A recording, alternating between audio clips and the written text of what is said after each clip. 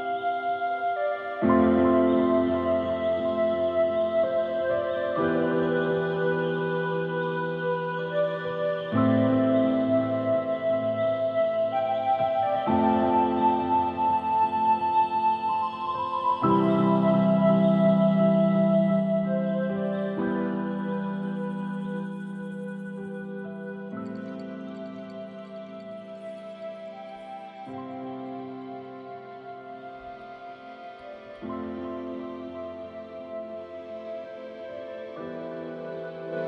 a bit of a delay here between the audio and the YouTube feed. So let me know.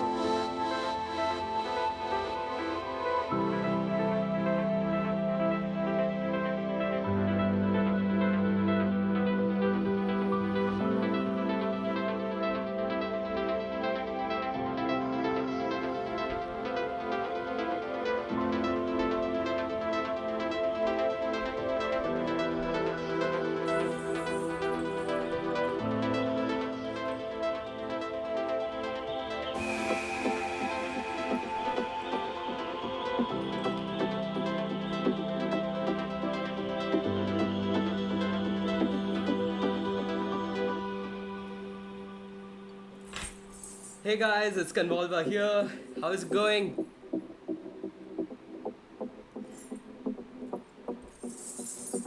Let me know if you guys can hear me.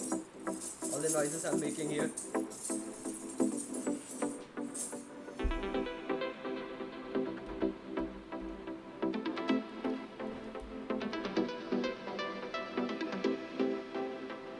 Alright.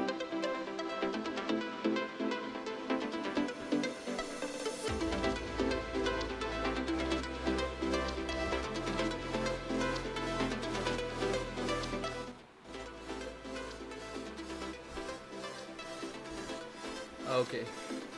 Cool. So, hey guys, welcome to the stream again. It's Convolva here, as usual, and today I'm going to go over some of the ways in which I mix and master my tracks. So, the main reason why I have been like holding off on this topic is because this topic is quite multifaceted, you know. And even if I make a video encompassing all the major and broad topics, there's always going to be like one or two small topics which I might not have entailed in the video because of the comprehensiveness of this topic. So anyway, here I've got my project file of the track Spiral Bound, which I released last month on 19th of April. And so I thought, instead of going about mastering and mixing as a separate topic on its own, I can rather show you guys what kind of creative decisions I make, when I go over with a project. And it's always different for each project because it depends on a case by case basis. But I wanted to show you some, idea of how I approach this topic. So that's why I got this project over here. So let's begin by showing you what the track sounds like after the mixing and mastering, and then we can take it up from there. So let us make a new arrangement here. Call it playback.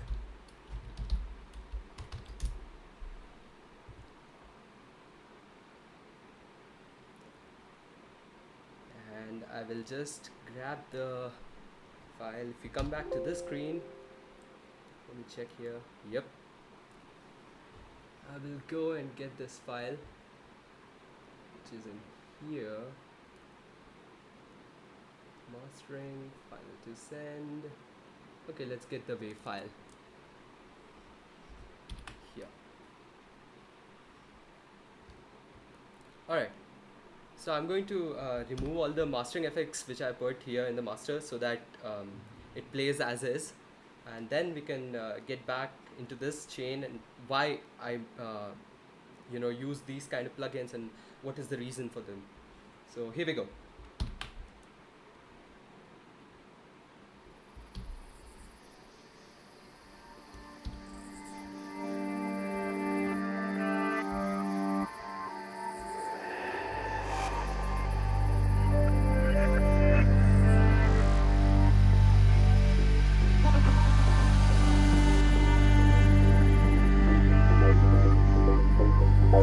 It's easy to be captivated by the world out there.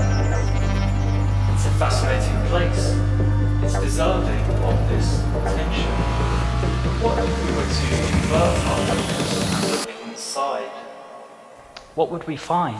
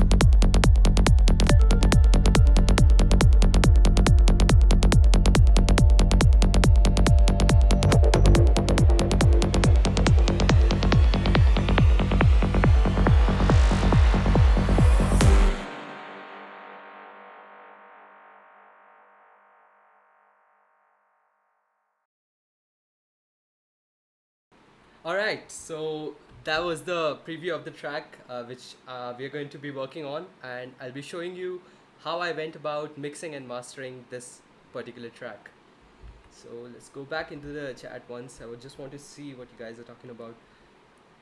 So I got a question from this one guy. Who was that?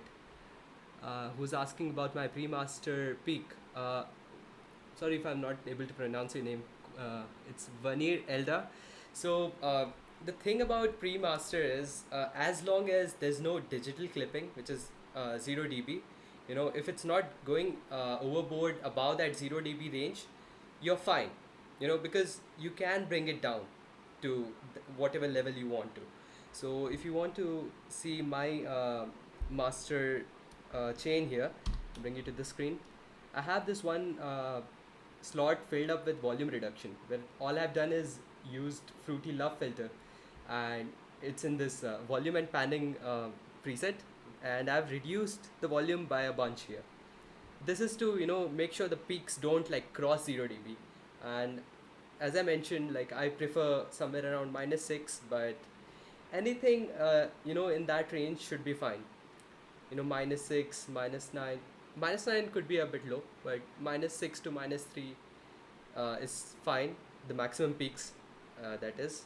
But make sure your track is like highly dynamic, so that while you're mastering, when you compress it, you don't lose all the transients, you know.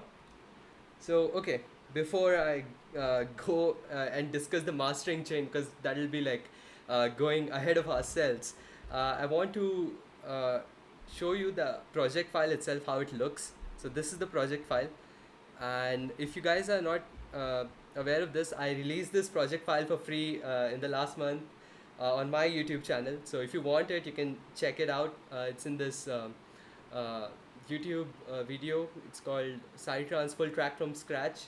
Um, it's the fourth one in the series. So if you want, you can just download it from there.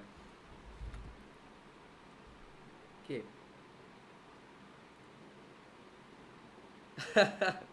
Yeah. See, the thing is with psytrance tracks, it's not really about the drops. Like most genres such as big room or future bass or hardstyle, which focus mainly on the climax of the track. All right, but psytrance is a genre in which you know uh, the focus is more about the journey and how the flow of energy takes place, slowly and gradually. And that is the main reason why these tracks are so lengthy. And talking about length, this track is like almost 10 and a half minutes long. So it's the longest project that I've worked on myself. Um, it's just because I wanted to make a project in Psytrance where there's a journey, from the beginning to the end. Because progressive Psytrance tends to not have that, and it's more focused towards the drop itself and how the structures are, going from okay the drop to the break and then maybe a riser to the, it's very prefixed. So I wanted to take some parts of that progressive Psytrance, like the heavy kick and bass, the clean kick and bass, and combine it with some elements of morning sigh, or some small elements of full on even. And yeah, we have this project now.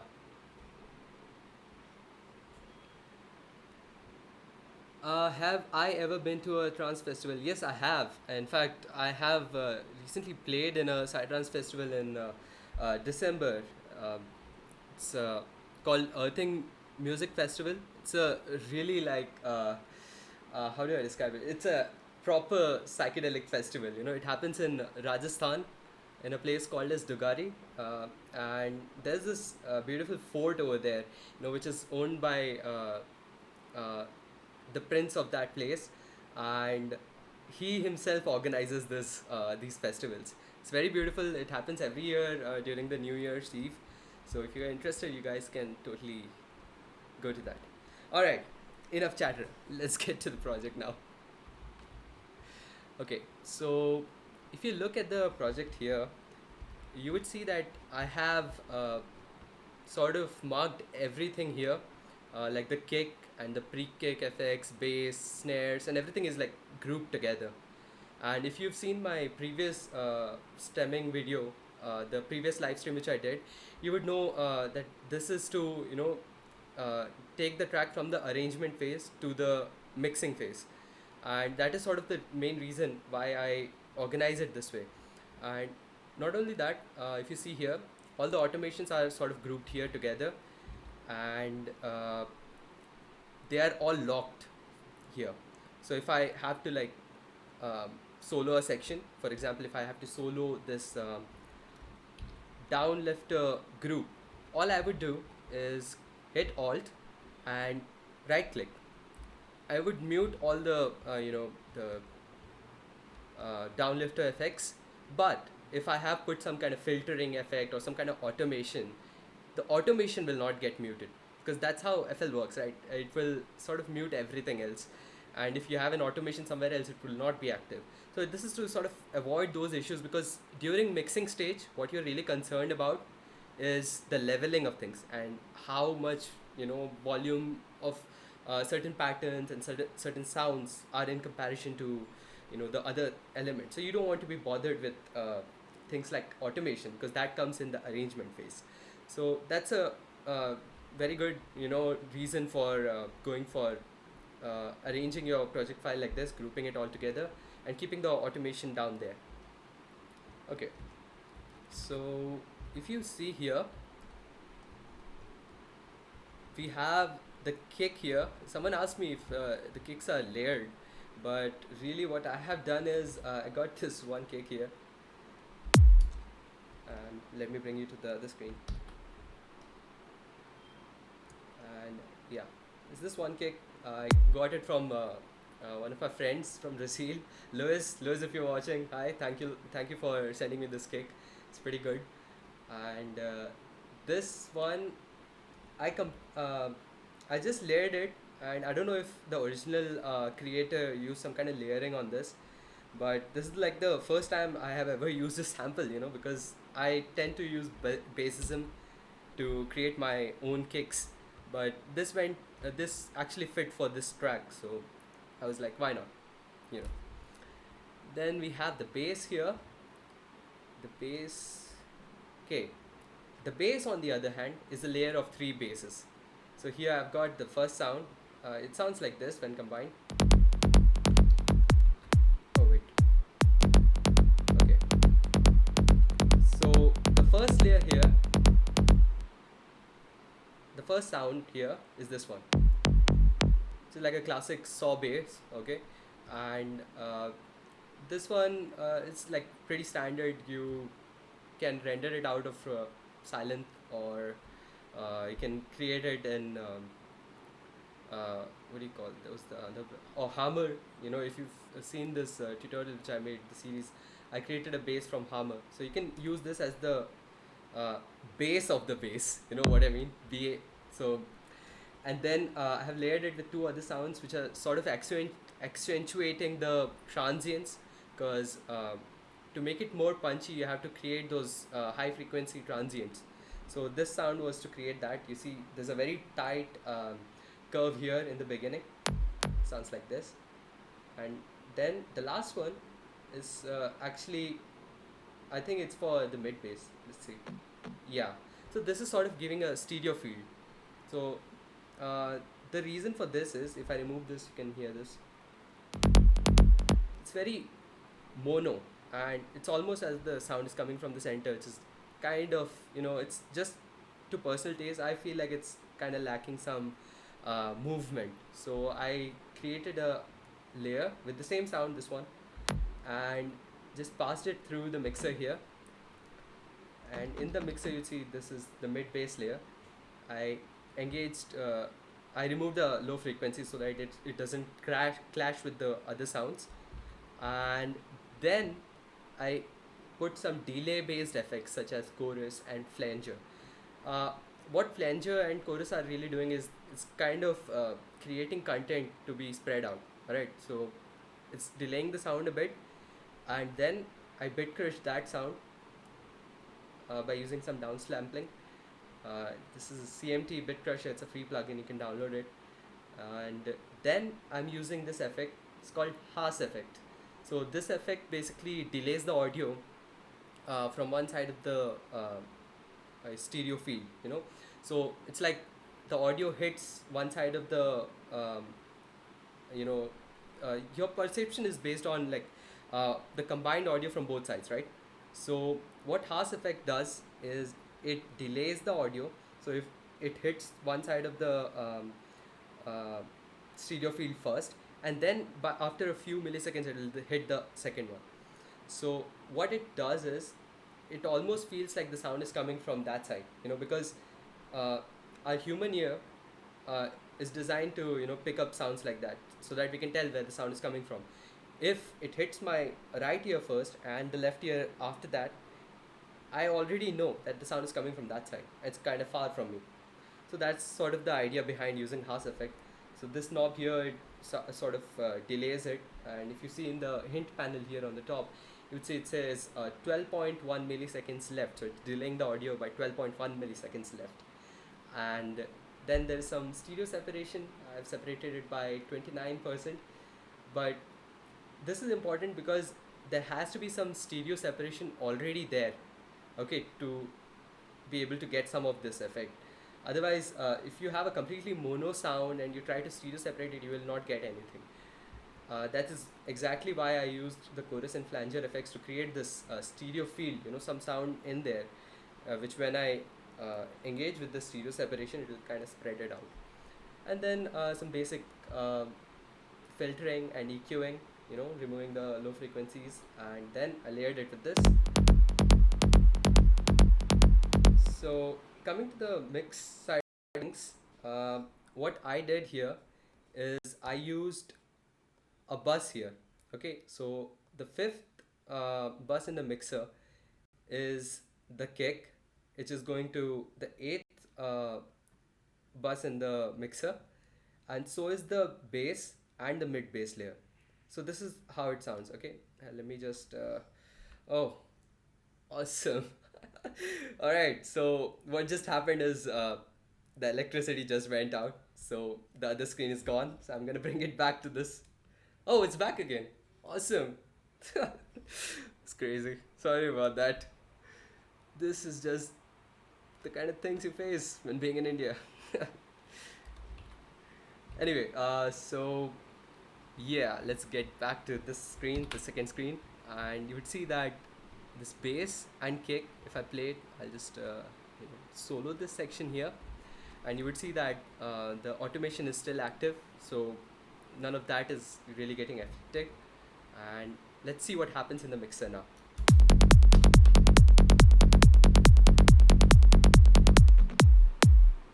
So the kick and the bass layers are going to 8th one. And in the come on, are you serious?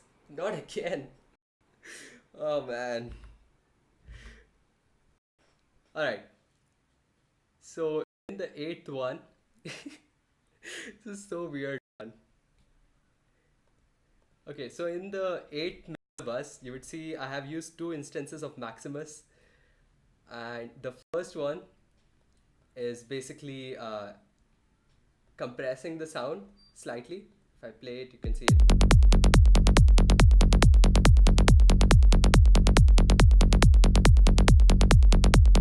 Oh right, the first one is not actually compressing the sound. So the first one here is used to delay the three channels. So this is just multiband compression, but not really compressing anything. A simple way to explain this is by looking at what's happening with the attack, release, and sustain values here. Uh, if I go from the low to high to mid, you will see that the attack and the release values are getting altered. Okay, which is creating a very specific delay in these three channels. And when this gets summed up in the master, it creates a very it's a very specific sound, which can only be created with multi-band compression, because you are sort of delaying the signals in each bands. And then after that, I use the second Maximus to actually compress things. You can see here.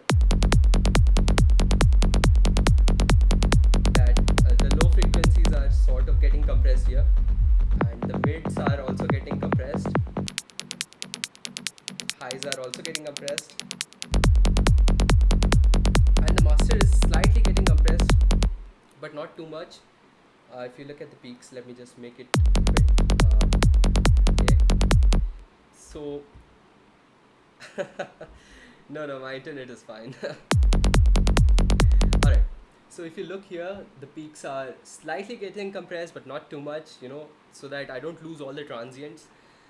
This project was made back in the time when I didn't have access to transient processor, and transient processor is basically a plugin which helps you, bring back the transients if you lose it because of things like compression. But to avoid that, what you can do is slightly increase the value of attack here, so it slightly engages a bit later, instead of happening exactly at the point where the transient hits the compressor. So if you engage a bit of the attack, what will happen is the compressor will get active a little later, allowing the transient to pass through. That is the main reason for using this. And it's slightly compressing some parts, but I liked how it sounded, and there's no like real reason for having this setting here with the release, attack, and sustain. So there you have it, and then I have a EQ here. So this EQ is actually kind of removing some um, content here. It's around 20 hertz, because many a times we have some rumble in the low end, and that can actually clutter the sub area. This is content which you really don't need, because all this adds up to is kind of it's like noise, um, which does not help when you are actually mastering the track, because it's just cluttering the subby area, everything below 40. So I used around 20, but sometimes I would go overboard like this. It depends on the fundamental of the bass and the kick. So in this track I have it around 40 hertz if you look at the hint panel again, but I have some content here and I like the sound of it, so I didn't do that, move it forward. Yeah. So what's important here is to make sure that the kick is actually slightly louder than your bass, the bass layer, because that's just a personal opinion of mine, based on this style, because in this style you want there to be a pumping, and the kick is actually creating that rhythm, right? And the bass is sort of amplifying that rhythm by going in a rolling fashion. That's why I have the kick at a higher volume level. You can see it in here in the bar here. Slightly, lower. It's around 12 dBs, and this is slightly higher. This also helps in that pumping effect which you get when you compress things with multiband compression, and you can even use a normal compressor. I like how Maximus works, because in traditional compressors you're very limited with what you can do with the sound.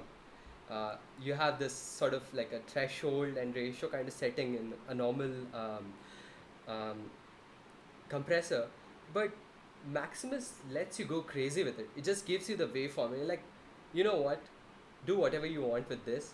You can even move this around. You can increase, expand. This is called expansion. You can do this, which will just sort of stop the volume until it goes above this level. Sounds like this. You can do stuff like this. And what's even beyond compressors is this pulse section and wave section, which is so crazy, man. Look at that. What kind of compressor does that, and all that is combined with the release, attack, and sustain values, so you have absolute control over what happens with the sound. So I think that's pretty neat.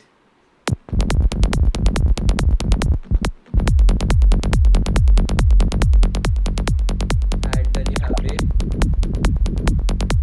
Wave is also pretty cool. I tend to not use these because these are more useful when you're going for the arrangement of things and you're creating sounds and you're in the sound design phase. So this can create some really interesting and unique sounds. And that's that. Oh yeah, by the way, did you know if you engage the step, you can actually draw here. Not sure where it is in this plugin. Should be somewhere here. Um, it's currently set to. Okay. Mm, okay, it's fine. So Maximus doesn't seem to have that option um, of step editing. Do you guys think there's step editing here for this Maximus? Because I don't think I can see it. Oh yeah, by the way, I think I've disengaged the snap, so it's not snapping to 0 dBs here. This is 0 dB line. So yeah, let me know in the comments if you think there is a step editing for that. That would be kind of cool, you know, because then you can just be like, oh yeah, I'll just detach this and be like, whoom, and go really, you know, very precise and be like, yeah, that'll be kind of cool. Anyway, so there we have the kick and bass submix. So let me just rename it so you guys can see it. I should have actually done this before releasing the project file, but oh well. And group this, color this to kick and bass, right? Let's make it red. Wait, what? Yeah, there you go. And something else I like to do sometimes is dock it to the left or the right side. Like here you can see the reverb send and delay send are kind of docked to the right side of the mixer, because I want to see that while I'm moving around in the mixer. You know, sometimes I would just pass a signal here into the reverb send, and I want to see what it's doing to the sound. So for example, if I, you know, send the submix to the reverb send, don't do this, it'll sound terrible. But I want to see this, so I can do this.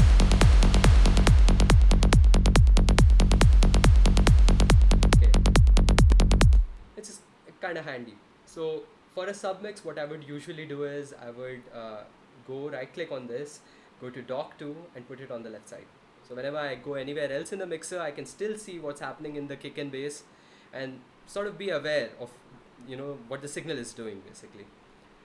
And while mixing, I also prefer to see the audio files as is in time domain.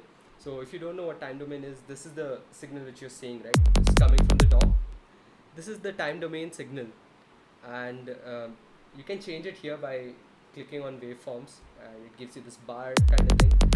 But I think waveform is much better, because now I can see the waveform, you know, even after it's stopped playing. So if I play, stop it, you can still see that, you know, because sometimes you'll be just moving around here and there, and there'll be some sound which you heard like 2 seconds ago, and you'll be like, where was it? So use that. Alright, so yeah, we have the kick and bass here, and let me get back to the other screen. And yeah, so here you would notice that if I mute my kick and bass groups here, I have so many elements here, right? And most often than not, when I'm working on a track, I would not be, you know, thinking about the mix.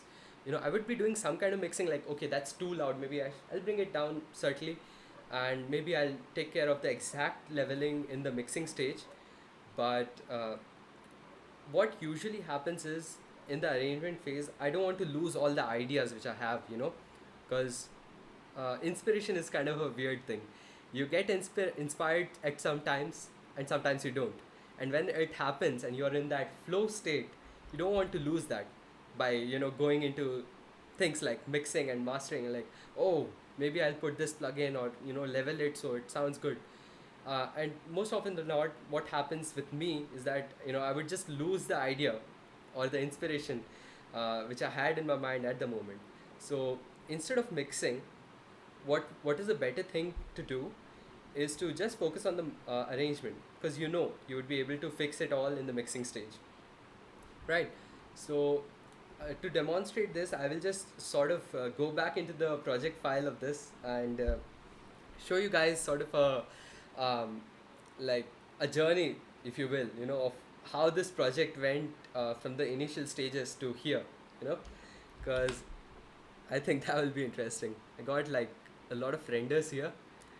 So if you go to this screen here and go back to renders, you would see that I have like over 36 renders here, which all of them are pre-masters, by the way. No mastering effects have been used, and all of them are pre-masters, and all I've used in the uh, mastering chain at that point was a limiter, or maybe not even that. In some cases I would just bring down the volume with the volume reduction so that nothing is really affecting the signal which is going from the master, and I would sort of render these out, because these are my ideas. So I'll just drag some of these into the DAW so you can see how the track progress. So I'll go back into the playback arrangement, mute this because this is the mastered one. And let's bring in the first one. This is the first MP3 render. And this is what it was, when I got the idea. A very small render. And this is what it sounded like.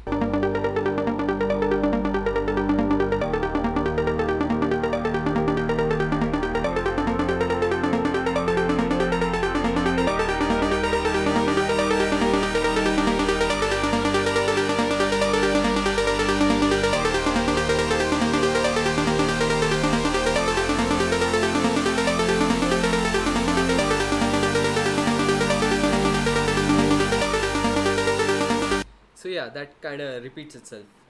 So that's how I actually started this track. I wanted to make a swing based melody, and I was really inspired by some of the old school music made by people like Bizarre Contact and Asterix, in his the time when he was properly doing full on and progressive, the combination of both of them.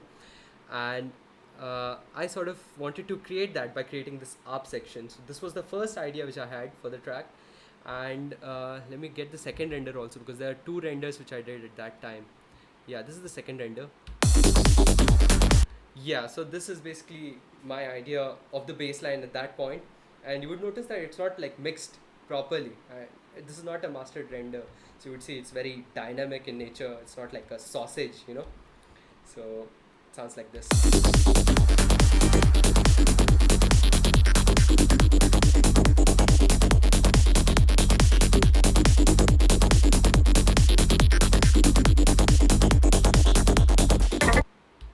I like this section here.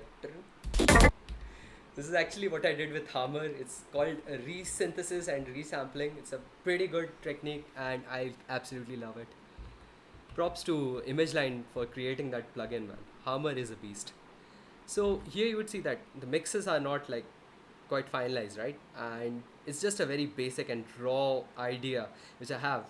And I tend to not focus on the mixing aspects in that time, because mixing is sort of that how would I describe this? Right. So remember how whenever you make something like a pasta or something, you garnish it in the end, right? With some stuff like seasoning and stuff. So you gotta make the pasta first, man. This is sort of the pasta for me. It's kind of a weird analogy, but mixing and mastering for me is like garnishing the pasta, but you gotta make the pasta first, and it better be a real good pasta, otherwise the garnishing ain't gonna do anything for it. Wow, I went full ghetto there. Anyway, so let's see some other renders which I did. Let's go to the sixth one now, skip a few renders and see how this sounds like.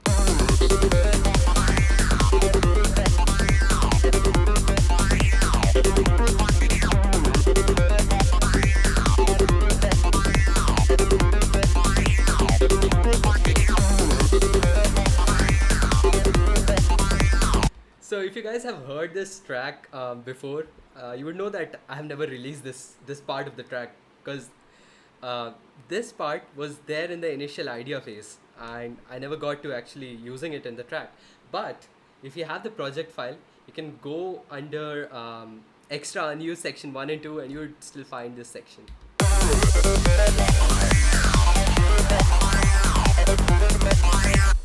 My initial idea was to make a really, fast and like very driving trance track, but as I progressed with the track, I saw that the first idea which I had with the melodies and the ARP section, it resonated much more with the final idea. So I took some elements of this and just used it, and just it's there in the project file, but never used it. And yeah, so even now it's not like mixed or mastered right now. It is still a pre-master. And again, coming back to that guy's question, who asked like, what's your pre-master, what does it look like? Well, my pre-master looks like this actually. It is almost peaking at 0, but what I can do is I can just detach this. Hang on. What I can do is I can reduce the volume level here when I'm actually going to mix and master, which is what I do. When I'm done with the arrangement of the track, I would sort of render the entire section in the full volume and with the highest possible dynamic range that I can get out of the track, and it would sometimes look like this, almost hitting the 0 dB range. And then I would sort of bring it back, reduce the volume here, either from this knob here, or I would go into the mixer and put a volume reduction plugin such as this one. I use Fruity Filter for this one, I love filter. Or I would use Fruity Balance, that's another volume plugin. I would suggest using the Fruity Balance instead of this, because Fruity Balance actually shows you the amount of reduction in dBs that you are putting, and that is that'll look something like this, these numbers here.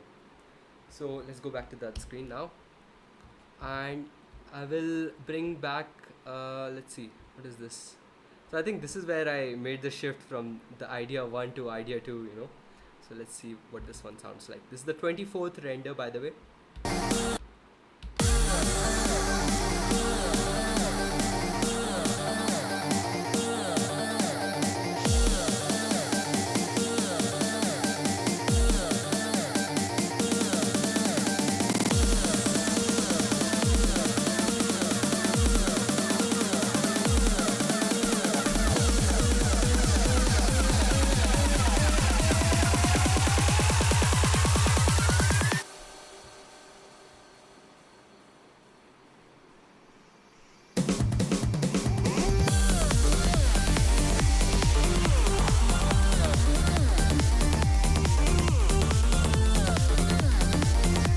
So pretty cut and dry, like it's not as full as the mastered render is, and that is to do with how compression works.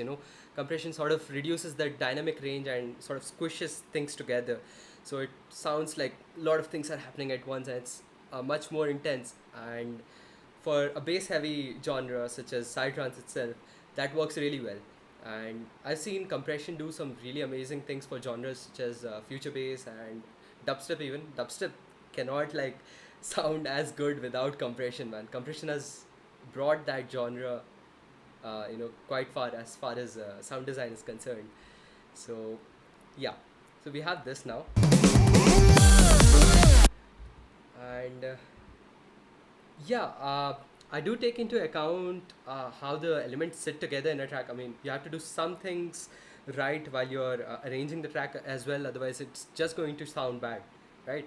So what I do is I like do basic things. Like for example, if I come to the mixer here, you would see that in the submix of the kick and bass, I put Maximus here, right, in the second one, and you would see that I removed some of the low frequency by using this knob here. Sorry, not that one, the low cut here. So some small decisions I would be making, just to get to the idea faster, but not like proper mixing things, and like removing the low frequency rumble and stuff like that, because those things can be taken care of in the mixing stage. That's just how my workflow is. Some people like to mix it and master it while creating the track itself. I've done that myself, and it works amazingly when you actually put a compressor and stuff like that already in the master while creating the track, because you sort of get an idea and a feel for what the track's going to sound like in the end, you know. And I have a few projects where I've done that. It just depends on a case by case basis and what your end goal is, you know.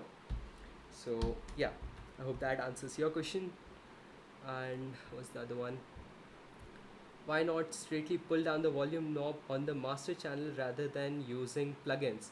All right, so this is quite interesting. You could do that definitely and get the same results which I just told you. But uh, the thing with my projects is I'm giving these project files away for people to actually experiment with, you know. So I have to sort of club everything together, and my mastering chain is already there in place, right? So I have to make sure the volume is reduced before that, and after the mastering chain, it sort of peaks in that 0 dB chain as it was intended to. So that's just how I go about it. In fact, I'm happy you asked that question because I generally don't tend to uh, do the mastering of the project um, inside the project file itself.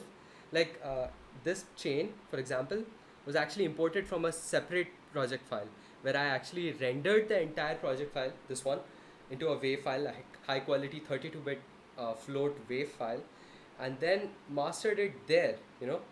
Because now the thing with FL specifically is there are some things which I use. For example, there's a macro, and it's called switch smart disable for all plugins.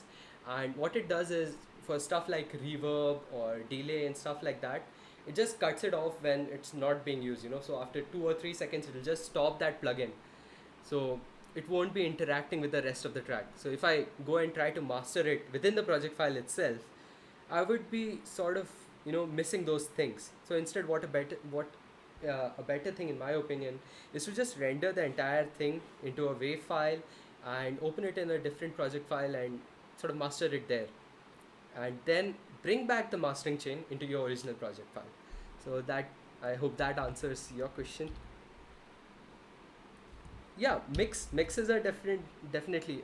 Mix is something I do in the project file itself, because you have control over so many things in the project file. So like uh, I'm talking about the mastering, you know, like mixing I would be doing in the project file itself, like EQing and leveling the things, because then you would have to stem it all, and that takes a long time, and it's not what do you call it?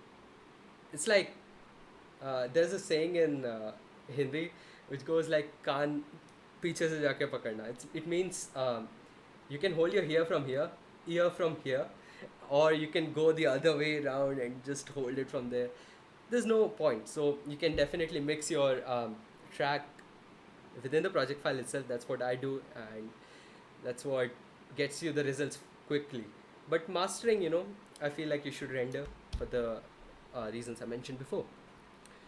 So okay, so let's go back again to that folder and bring the 36th render. I think this is towards the end of the track when I was sort of happy with the project, and I think this is the pre-master which I actually mastered. So I'll just put it here.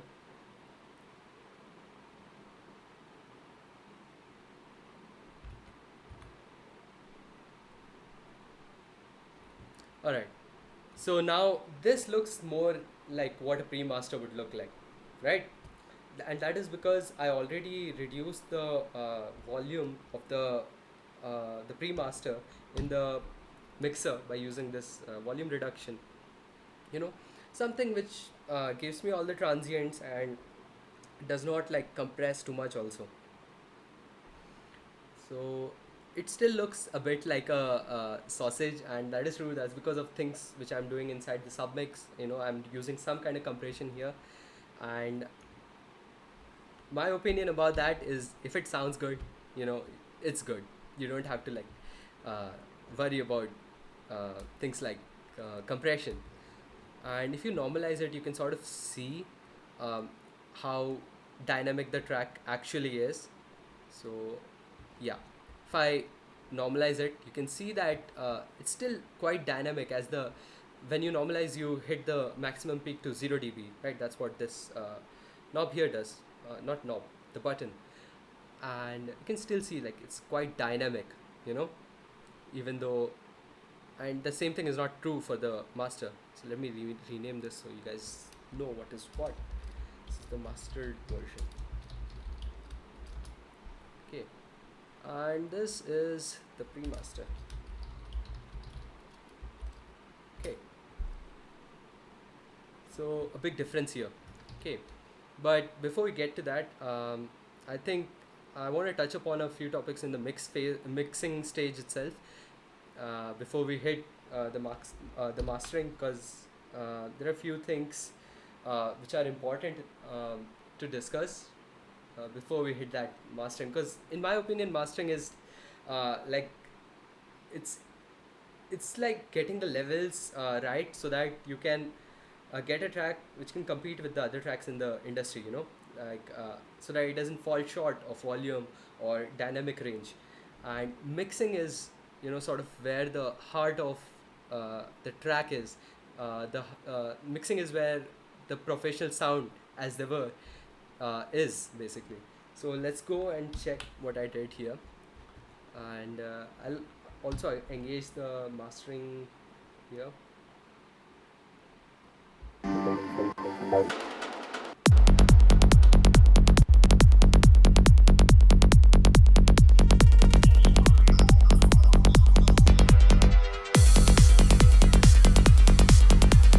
Okay, one important thing to note is mastering is not like, you know, a quick fix for your mix, you know. If you have a bad mix, the master is also going to sound bad. I've seen countless like you know, services online like get the professional sound now, you know, like we'll do the best mastering for you, and they make it sound like it's some kind of you know, magic hocus pocus which they will do, which will just make the track, you know, sound really professional and stuff. And that's absolutely not true. That is just, you know, plain BS which they are giving you, because if the mix does not sound good and if the mix is not solid, the master cannot do much to save it, you know. Sure, it's going to increase the volume, and you know, it's going to make it sound a bit bigger, but if the mix is terrible, so will the master. So just wanted to put that out there, because in the last week itself, few of the guys actually asked me like, how to get that professional sound. If I send you a pre-master, will you able to get that professional sound for me, you know.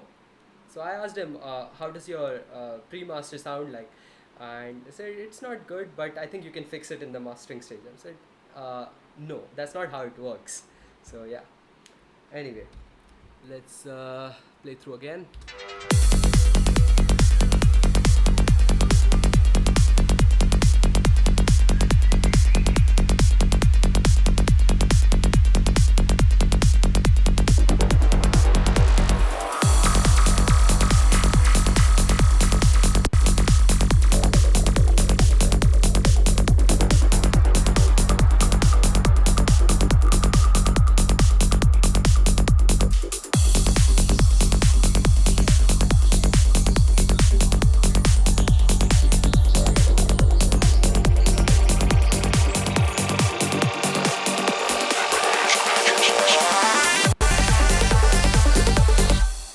Okay, so in this track,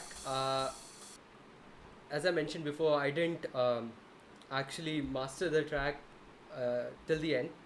So let's hear what it sounds like without the mastering effects. So this button here, it removes all the mastering effects. I'll just click this and just sort of hear what it sounds like right now. Okay, wait, I think it's clipping. So what I can do is just sort of remove this mastering chain here, and yeah, I think this volume reduction will reduce the volume a bit. Try to increase the volume from your end so you can hear what it sounds like.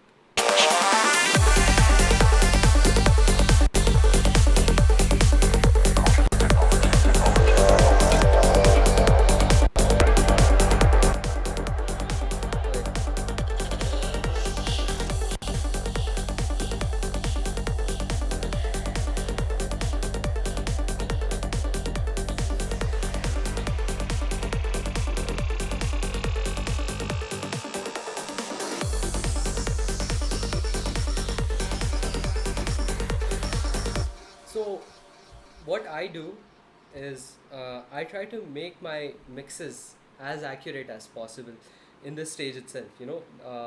I try to mix it such that it sounds as if it has been mastered, and sounds like everything is glued together. And if you notice that pre-master file here, if I go back to the playback and sort of remove the normalize here. Wait, oh, I hit the reverse. Oh, great. Let me remove this. It looks almost like, it is a flat sausage kind of shape, and everything is sort of sticking together. And that's because of what I'm doing in the mixing. I'm making sure that everything sticks together in this phase itself, because this allows me to, you know, go even farther with my mastering. And that is sort of what I've done here. Let's go back here and go back to the main arrangement.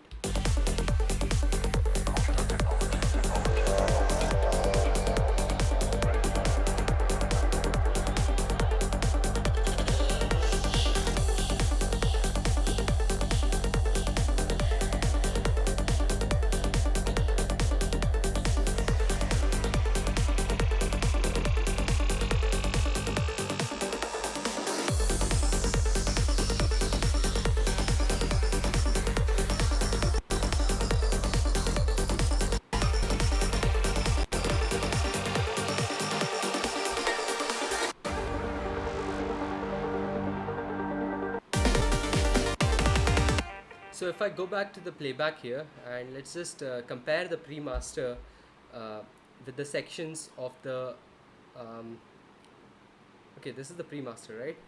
So this is after I've done the mixing, which is why it is called a pre-master and not a pre-mix.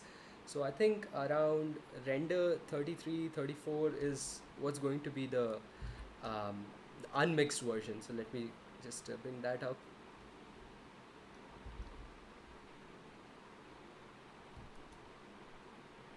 Let's see. Yep, this is the, let me see. Yeah, this is the unmixed version. As you can see, there's a weird clip here.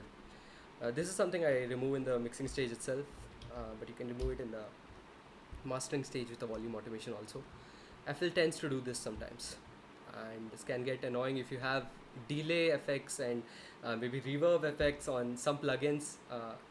Asymmetrical distortion actually causes this kind of click many times, so make sure you remove that by using a volume automation.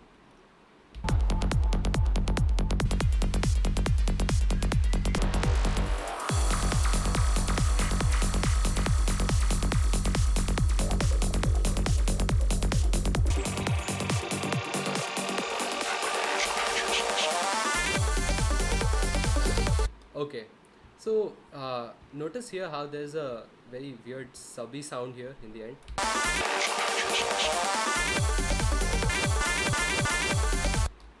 And in the actual track, it sounds like this. It's not there. So it's this sound here. And if you go to the, let me bring the sampler here just so you can see. Detached, come here. So it's going to the 1/24th mixer slot. Okay, and this is quite interesting actually. This is like a sort of a trick, if you will, that I use, and it is to have a couple of these high pass filters. So what I've done here is I've got two buses separately where I've just put a parametric EQ which is doing a high pass filtering around the bass area. So this is only passing the low mid and high mid and everything about that. And the other one is HP2, which is removing frequencies even further. So it's only allowing the mid frequencies. You can see it here. This is so that after I'm done with the arrangement phase, if I have like small blips and loops here and there which have sort of the low frequency, which I don't want in my the the pre-master. So I would sort of remove it by passing it directly to these prefixed high pass slots, So that's what I've done here. You won't hear a bassy element here if I play it. This sort of helps to avoid that clashing which happens with the kick and bass.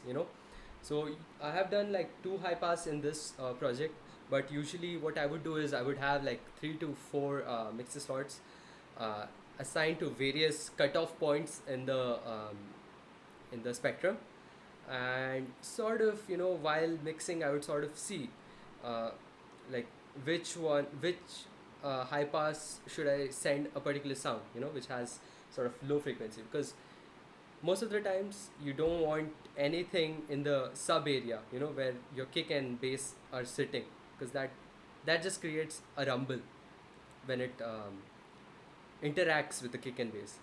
And there's a very good reason for that. It has to do with something called as phase cancellation. So what is a rumble really? A rumble is a bassy sound, just sort of rattling almost, right, in the low end. And rattling sounds, if you've looked into if you've seen the time domain signal, the waveform of it, it's sort of like a big blob and then small blob and then silence and then blob, then silence, then blob. It's like um, sort of continuous signal, right? So what is really happening is, in specific intervals of time, there is phase cancellation happening, okay, which is creating this rumbly sound. And this doesn't happen when you have something called as constructive interference. This is just an example of destructive interference, because when there is phase cancellation happening, you remove some part of your original signal, and that is something you don't want. And a good way to avoid it is by using high pass filtering, because then the signal won't even be going into the low frequencies to interact with the kick and bass to begin with.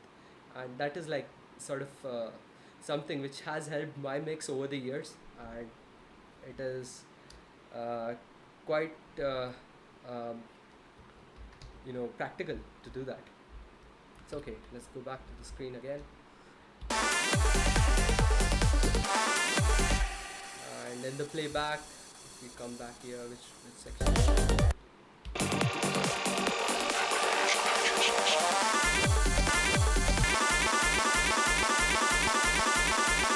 Okay, I'll just show it to you in a EQ, so it's more apparent what I'm talking about. So if I put a parametric EQ here on the master, and this is the pre-master I'm playing, the pre-mix actually, not even the pre-master. So you can sort of see there is some kind of sub element here, and you can go deep into this by putting a low pass filter like this, and you can hear it, right? This is not required really. If I go back into wait, how do I, my bad. If I go back into the main arrangement here and play this area again, and you go back into this, you would see that there's nothing here, and that is sort of to create a suction effect almost before the kick and bass hit again, because this is a section where there's a transition happening, right? The tune goes like this, there's an up section, and it has to create an impact sound there. So a good way to create impact sound is by using this mixing technique, by removing stuff right before the impact has to happen, and high pass filtering is a good way of achieving that. Let's go back here and remove the parametric EQ.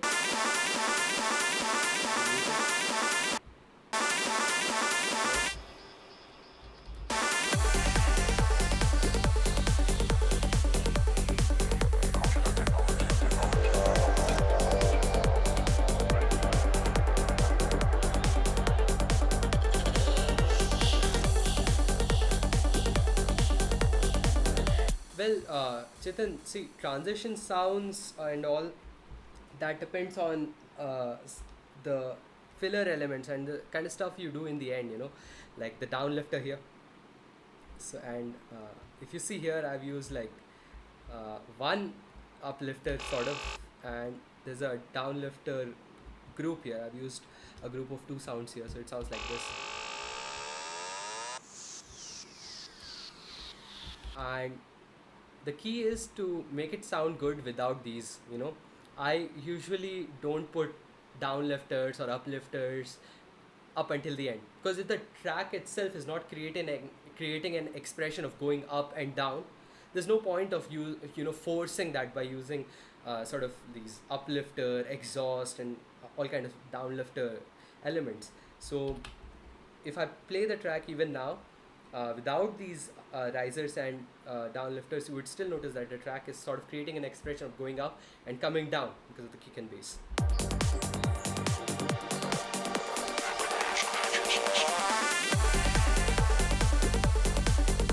So try to make it smooth in that phase before you add these things, and you would get that nice smooth transition every time.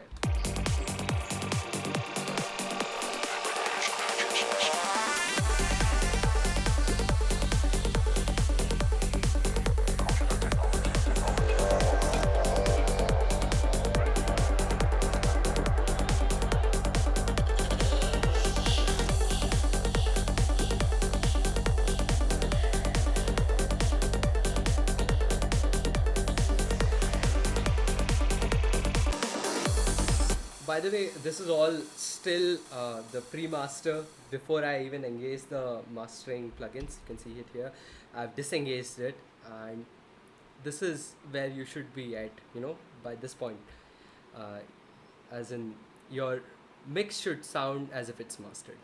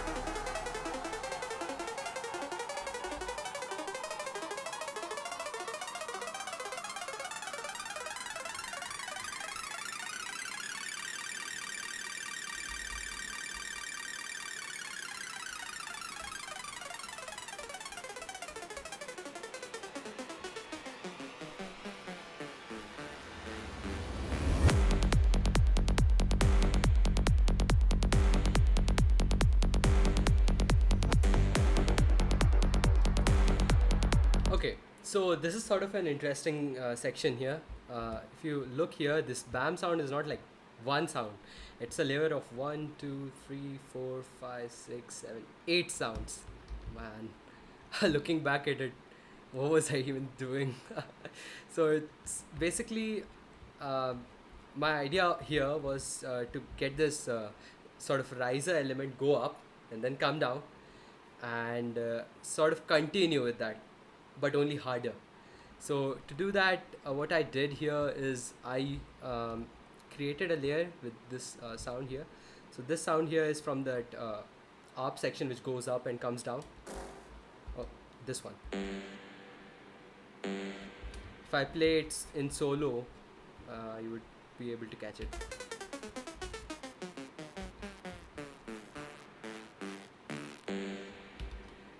So it sort of resolves on its own, because the key of this track, I think it's F. Let me check. The key of the track is G minor. Alright, so it's G minor, and my idea was to get it back to the key of the track. So I did that here. There were many notes which were here and there in the in this loop here, where the ARP was going up and down, but there was only one note which was in G, so I just picked that G and manually actually placed it here. And then I layered it with another sound, which is this one, which is like a distorted version of the same. You can see it here in the mix. And if I play it with the other one, they both play together like this. And the next sound is this string section, the string stab. Sounds like this. It's just to give a little bit of body to the sound, and then this impact to create transients. It's very tight, right, as compared to the other sounds, because this sounds a bit like, you know, it's more declicked than the other sounds, but I wanted there to be an impact, so I did this. So now it's more plucky. And then we have a brass instrument, which is just creating some harmonics in the key of G. And then we have another brass stab, and it says here that the sample is in F, but if you come here to the other screen, you would see that I have repitched it by 1 and 2 semitones. So if you repitch an F to 2 semitones, it will go to G, and it will harmonize with the rest of the elements. So that's that. And I did the same with few other sounds, I guess. I think I've done the same with this brass sound, the other one, because I didn't have the okay, I didn't do it for this one. Great. I think this sound was in G, so I didn't have to repitch it. So it was sounding like this. I was quite happy with it, but I think it was missing some kind of organic feel to it. So I added these two ambient sounds, which is basically an animal sound, like a lion roaring.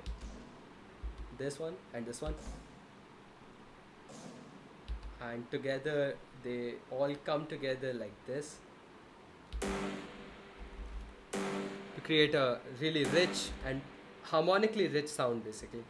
And I have passed all of these into the mixer separately into individual buses, and we'll come to that, see what I did in the mix.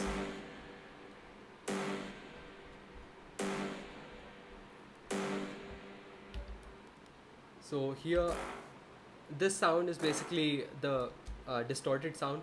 I use a wave shape like this in asymmetrical distortion. This is what was creating that weird click in the beginning. And then I used a patcher instance to do more wave shaping, and this is basically to do more distortion only. And then I have a stereo enhancer to spread this sound, this distorted sound, so it does not interact in the mono signal, the elements in the mono. But that's not going to matter eventually, because when it goes to the submix, I have removed everything which is there in the low frequencies. So none of this sound is really going and affecting the kick and bass per se. So, and then we have is it a reverb, basic settings here, and a fruity parametric EQ, removing some of the harsh high frequency signals, because distortion can tend to accentuate some of the high frequencies as it creates new harmonics. And of course a love filter, I think I'm reducing the volume here. Yeah, this is doing a basic volume reduction. And then the second sound, it's kind of similar. It's kind of like, I must have copied it here, but I wanted to have a different take on it, so I added reverb elements first. Okay, these other two are disengaged. The first one I used, and I did a slight EQing here. And love filter, I think this is for volume automation in certain parts of the track where I have to reduce the volume and go up, you know. This is not really engaged here. If you can see this knob here, it's at 0 mix level. And then again some parametric EQ and a high pass filtering, so as to not let it interact with the bass signals of the kick and bass. And then we have a patcher. Wow, this is so redundant. I could have just placed a parametric EQ. Oh, so I'm removing some high frequencies also, so that it does not interact with this here. Okay, let's see what it sounds like if I increase this. Let me just copy the value here. See? So it has some nice like high frequency content here, the second sound. But if I would have layered it on top of that, it would just create too much of a high frequency because this one is distorted already. So it would sound like this, which would sort of like clutter the mix. And this is something which you have to do on your own and sort of think for yourself what sounds good to you. Okay, so this is where the creative aspects of mixing comes into play. And there's one thing I want to mention here, and that is the fact that you need a good system to be able to monitor this. And this is something which I should have actually mentioned in the beginning because most people, what they try to do is they mix on terrible systems, and then when they play it in other places like in a car or somewhere else, it sounds unpredictable and it sounds like it's falling apart, you know, because what they did is they made it sound good to themselves in their own environment, but their environment might be actually hiding some of the flaws, you know. Maybe your speaker system which you're using is accentuating some of the low end, so you try to bring it down instead when you had to actually increase it. So what you really need is a good set of monitors, which would be my go-to, for mixing and mastering, or get uh, a pair of studio headphones. Okay, this would not like solve all your problems, but it will get you damn close to getting a clean sound, because now you can see the mistakes in your mix, right? So never mix and master in those cheap earphones, or maybe a 5.1 surround system. I have seen people who are like, oh yeah, I have this huge ass system, man, I have this 5.1 surround system and it sounds amazing in it. I'm like, sure, it does, I believe you, but will it sound the same if I play it in my surround system? And that is debatable, you know. So always use good pair of monitoring equipment, because that is how you will get like the professional sound, you know. uh, there's an analogy which you can compare with, which will give you some idea of what I'm talking about. It is like, if you have bad equipment with which you are trying to mix, it's almost like creating a painting by wearing sunglasses or shades.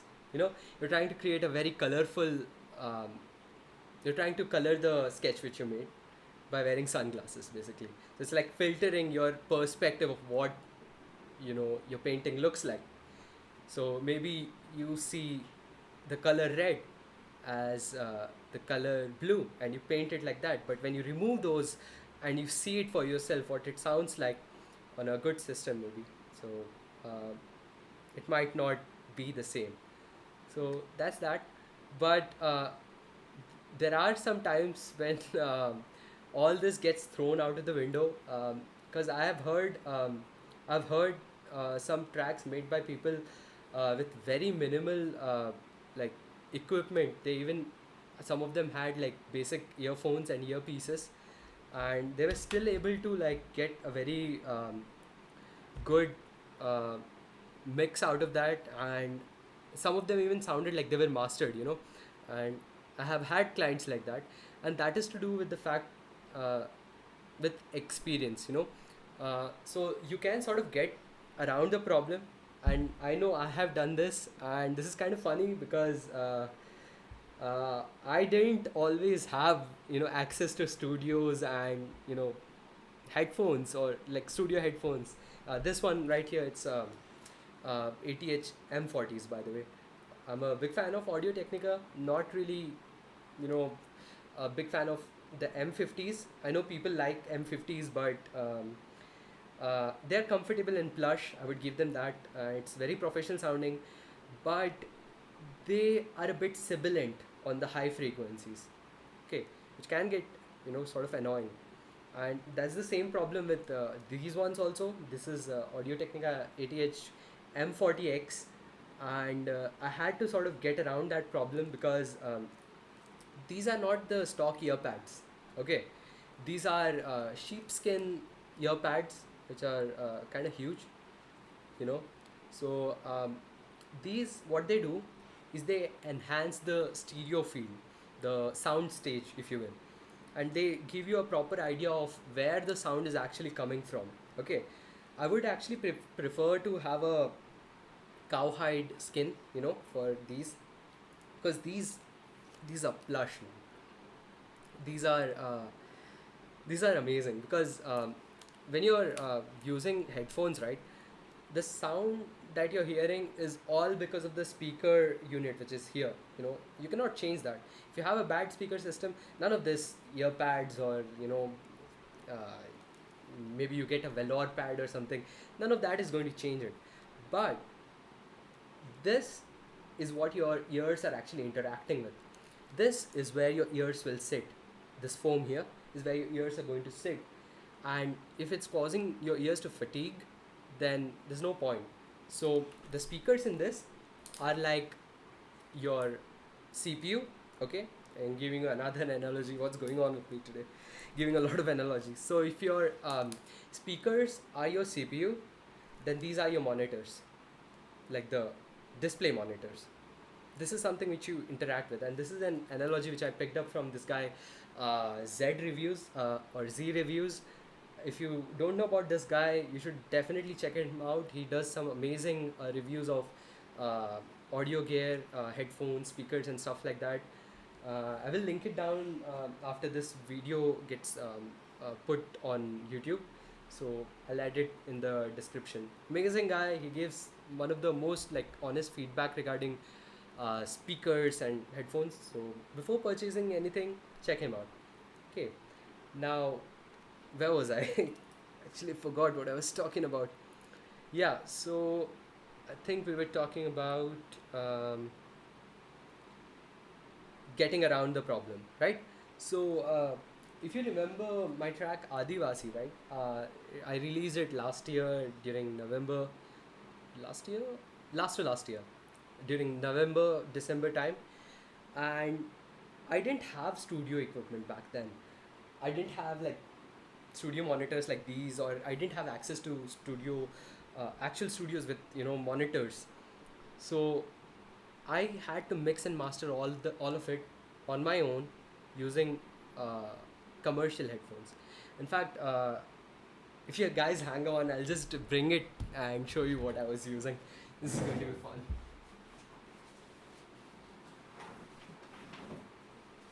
So, okay, I need to dig deeper here. Where are you?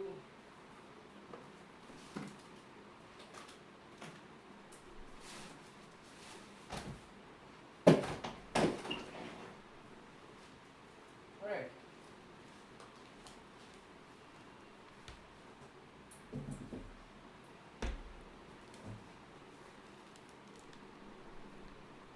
Yeah. So these ones over here are the Sennheiser HD 202s. Okay, and these are not like studio grade headphones. And I even checked their frequency response in many websites, and some people have actually done a proper analysis, of this. And I've seen they have a very crazy boost around 30 to 40 hertz, and uh, it even has a bit of boost around 100 to 200 hertz. So it's not really giving you a good like idea of what your track sounds like. But as far as getting around the problem is concerned, I want to actually talk about that, because this is what I did, right? I used the tools to actually see how my track sounds like. It sounds super crazy, and a lot of people will bash me for this, but um, if you are able to see the energies in the spectrum of your track, in theory, you would be able to mix them and master them without even hearing it. And not master, actually mix. I would say, if you can see the visual representation of the energies in the spectrum, you would be able to sort of get close to what the final product should sound like. And I will give you a bit more insight over that, because I know a lot of people will disagree with me on this one. But well, let me show you what it looks like. So there's this plugin called a span. It's basically a spectrum analyzer, and what it does is it gives you a spectral analysis, a Fourier transform of the time domain signal which is going through this. And that's a crazy thing to say.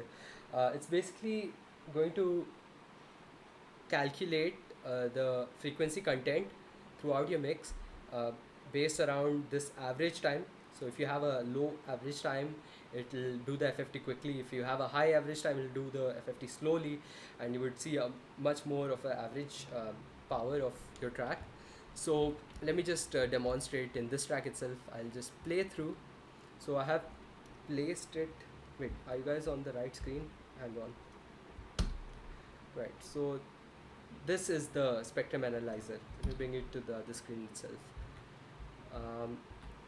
So yeah, Beethoven challenge, I'm all up for it, but I have done it, and I've made some pretty bad music with it.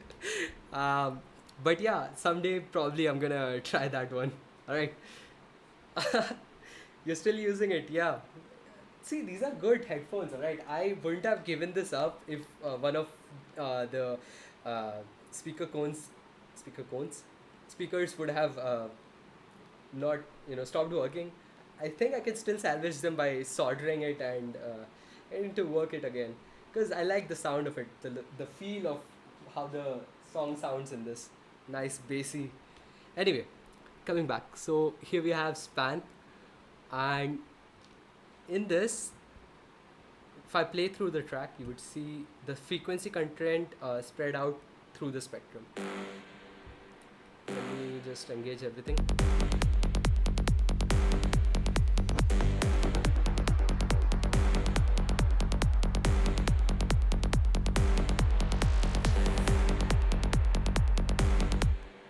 So if you look at this sort of gives you an idea of how the sound sounds like. So let me just hold it for a bit, click on this, and give you a snapshot of the frequency signal. Okay, so you notice here how it looks like, right? But you can change the slope of this to actually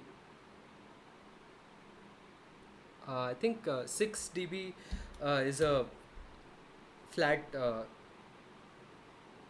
FFT slope.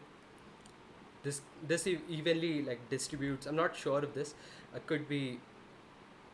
No, I think it is 6 dB. My bad. So I have put the slope to 6 dB. What it does is it gives you a flat frequency response. Okay, so you can, when you're mixing the track, just make sure all the energies are kind of flat. When you're doing a 6 dB curve in spectrum analyzer, and most spectrum analyzers have this, and you can just change the average time also to make it more reactive, or you can increase it.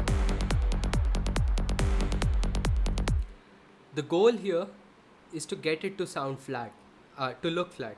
Okay, so if you don't have good equipment, get good analyzers. Okay, this one in particular is free, so you can download it, and try to see what the sound must sound like, in a good setup.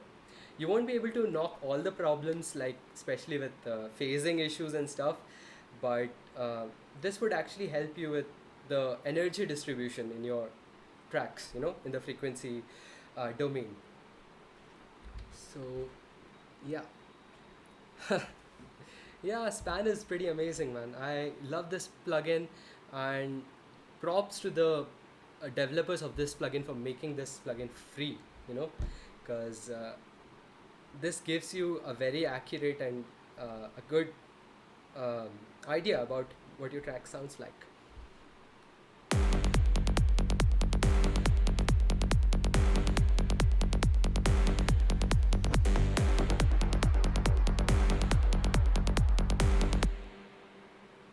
So you would notice when I have it in zero, usually it will be at zero. And let me just enter zero here. The bass is more accentuated than the highs. And that is because of the fact that how waveforms work. Like, even if you look at the scale here, it is a logarithmic scale, it's not linear.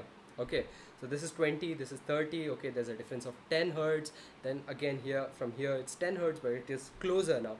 But if you come here, it will be like 800 to 1k in this small, you know, interval. And that is sort of because when you do FFT, right, and this is something called as board plot.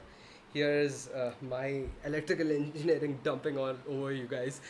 So when you do this plot, right, what you do is you map the logarithmic amplitude at each frequency. Okay, and for uh, for that reason, the power of a low frequency would be much higher in comparison to the higher frequencies. And that's because of the math of things, not because of the visual aspect of it.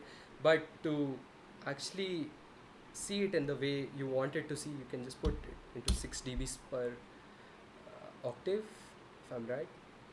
Is that the unit for this? Okay, it's not showing it, but that display range should actually get you a flat representation, and that's what I use. Okay, and that's what I use for Adivasi. I moved it while giving away the project file last year, but you can definitely get away with that by using this. Yeah, man. Back in 2010, and uh, after electrical engineering in like 2013, I joined Manipal for my electrical engineering, and that's when I realized, dude, there's so much I don't know, because all this is based around signals and systems, okay, and how waveforms interact with each other. And if you know the maths behind it, and if you know how the physics of it works, then there's no like uh, what do you call like master's rule or a pro tip which is going to solve all your problems. You basically know how things work. So that helped me a lot, I would say, in figuring stuff out. And I hope I'm not like boring you guys with those things, those details like numbers and stuff. Anyway, let's get back.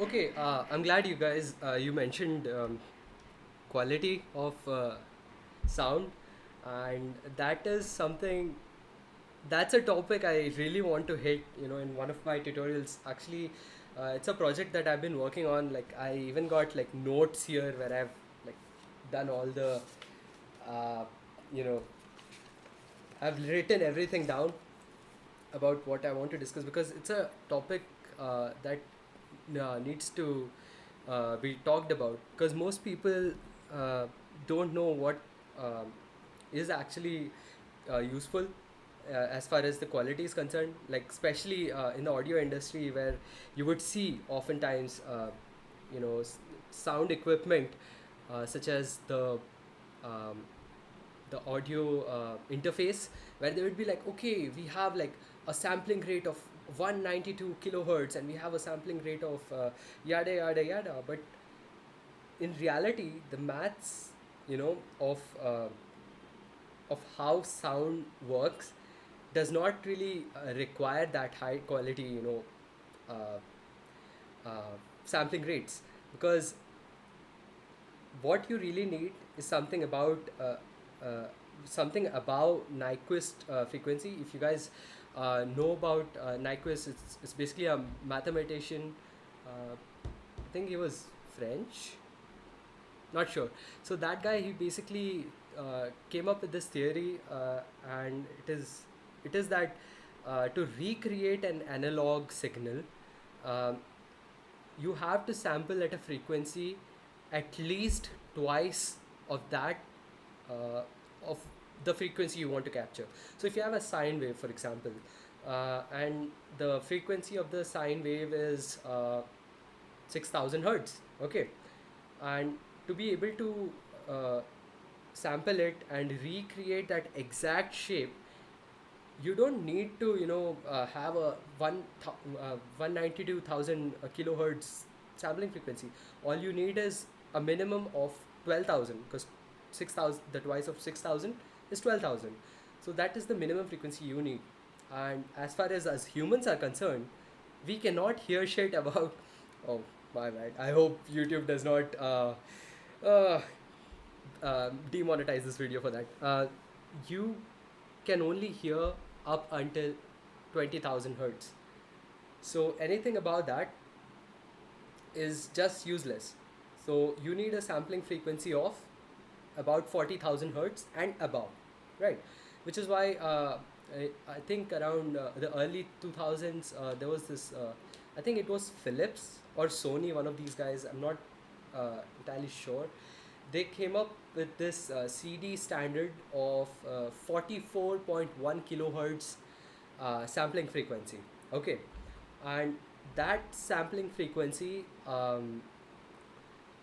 actually is about the 40,000 sampling frequency. So it is about the Nyquist frequency of what a human ear can hear, and anything about that is just the audio industry trying to fool you and being like, oh yeah, we have this kind of quality and ultra sampling frequencies, which you don't really need, because your signal which you have is going to be the same no matter whether you sample it with 44.1 kilohertz or 48,000 kilohertz or 1092 1000 kilohertz. So uh, that, and then there is the whole topic about bit depth and resampling function which you use to resample. We'll get to that, and I'm actually working on that tutorial, and I'll go in depth with that. So let's see. So right now, let's get back here, play the section.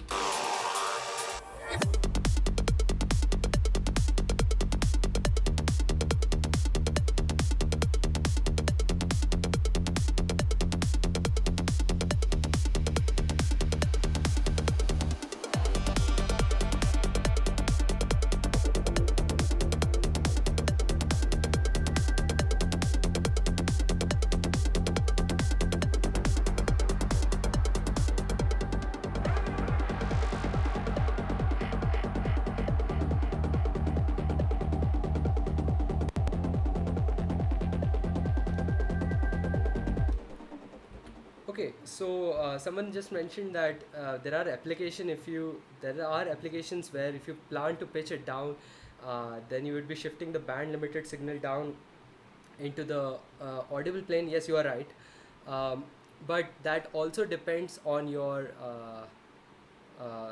limited by your resampling. Yeah, in a way you're dependent on the resampling frequency for that. If you're pitching it down, definitely, but that also comes down to your artistic needs. So you can get away with that by using something called as oversampling, which is again a whole another topic. It will take some time to discuss that. Uh, but uh, there are some PPQ settings also. I'm not entirely sure about that, but I believe PPQ settings also has to do with. Oh no, no, PPQ is for the visual aspect of things. Yes, you are right. It's the resampling frequency if you plan to pitch it down. But As far as rendering stuff is concerned, and while you're playing, right, which is what the audio devices would be doing, you don't really need that. Anything about 40,000 hertz is fine. 48,000 hertz is also pretty good. So yeah.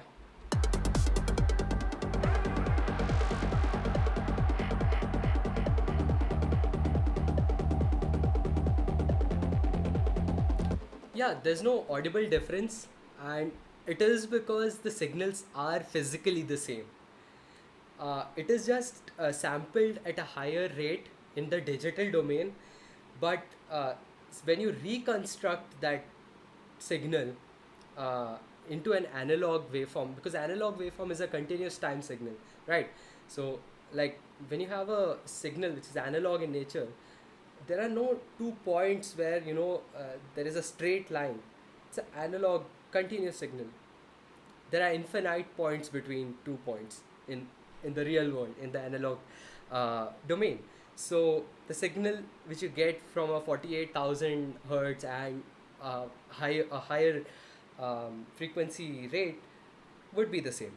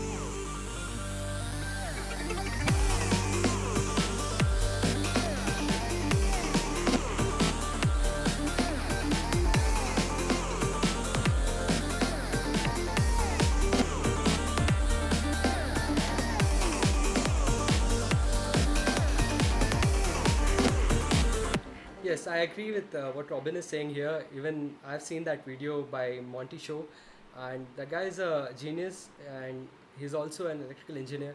So he has actually accounted for many of those issues. Like why audio digital sampling does not get you that square steps and you know things about quantization noise. He goes in detail with that. So for anyone who aware of these things about quality and is confused about those things, should definitely check that video out. It's highly recommended. Okay, getting back to this part here, um, you would notice that I have a tune here, which is this one.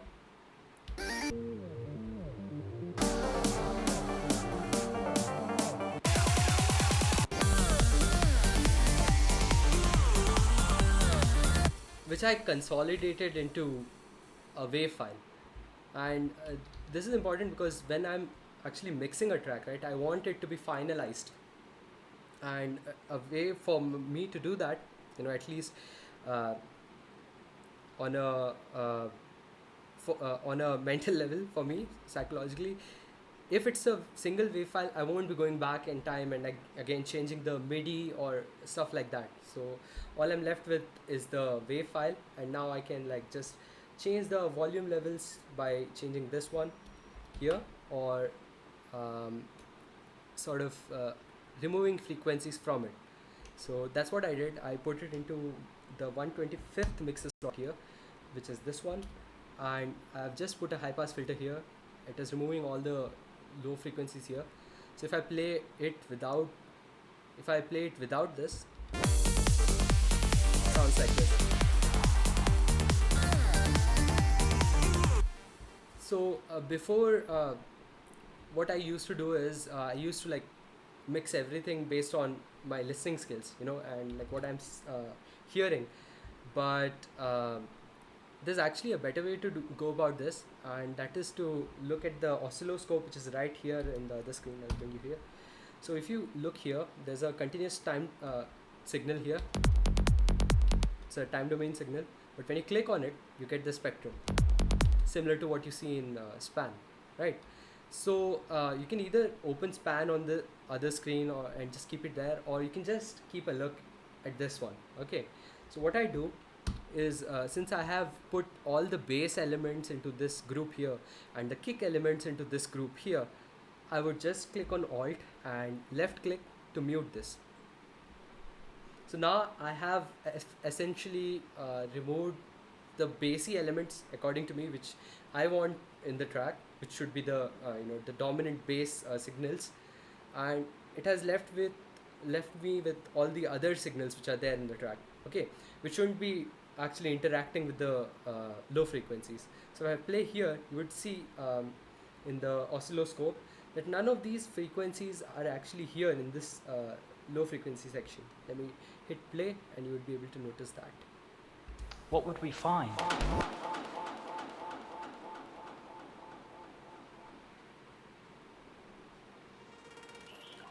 This is me playing the entire track without the kick and bass.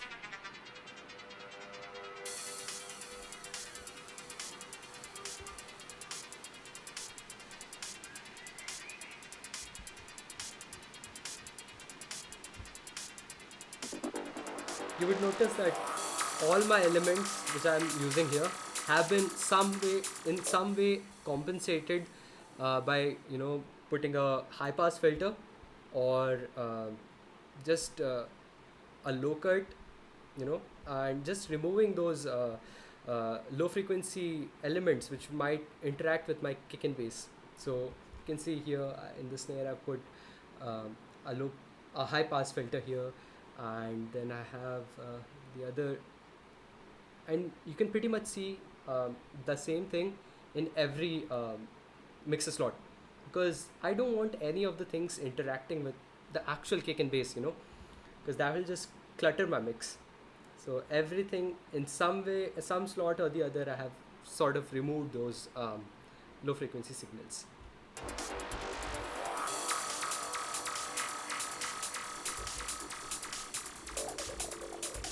Okay, hang on. I think you guys are on the wrong screen. Let me just get you back in the screen and show you.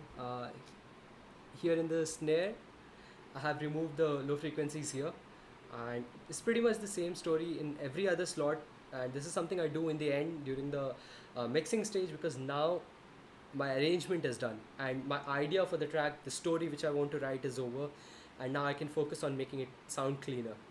And this is what creates that really rich and clean sound, removing the low frequency signals which might interact with my kick and bass. So yeah, see here I've not exactly put a high pass, but I removed it sort of like this, because maybe I liked how it interacted with the kick and bass. That could also be the case. Sometimes you have things which interact in a nice constructive interference way with your kick and bass, and that might give you good interesting results. So definitely go for this kind of thing as well. But if I open the other parametric EQ, you can see that I've removed that low frequencies again. So yeah, same story with every other sound. And there will be times when, especially for big projects, where you would sort of run out of all the mixer slots, because how many high pass filters will you put into unique mixer slots, right? So what I do to combat that is I just put two high pass filters here in the end or in the beginning, and sort of put a standard, like a basic bus where I would be high passing, and if I left any sound um, which has low frequencies and I don't want them, so I will just pass it through these, just sort of workflow quirks of mine, but it is very effective.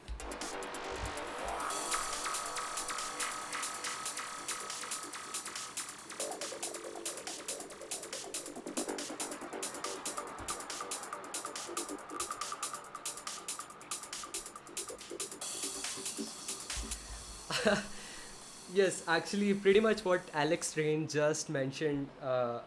Have you checked the limiter? Because I was going to hit this topic when I get back to the mastering of things. But since this has already come up in the chat, I want to address that as well. Make sure, make sure Fruity Limiter is not there in your mastering chain. Okay, because okay, you use a full empty template. Then you mentioned it's distorted, right? Then you're probably getting digital distortion because of clipping. You must be going way above 0 dBs. That could be it. Yeah, I mean, there's no issue with using a limiter if you know how to use it.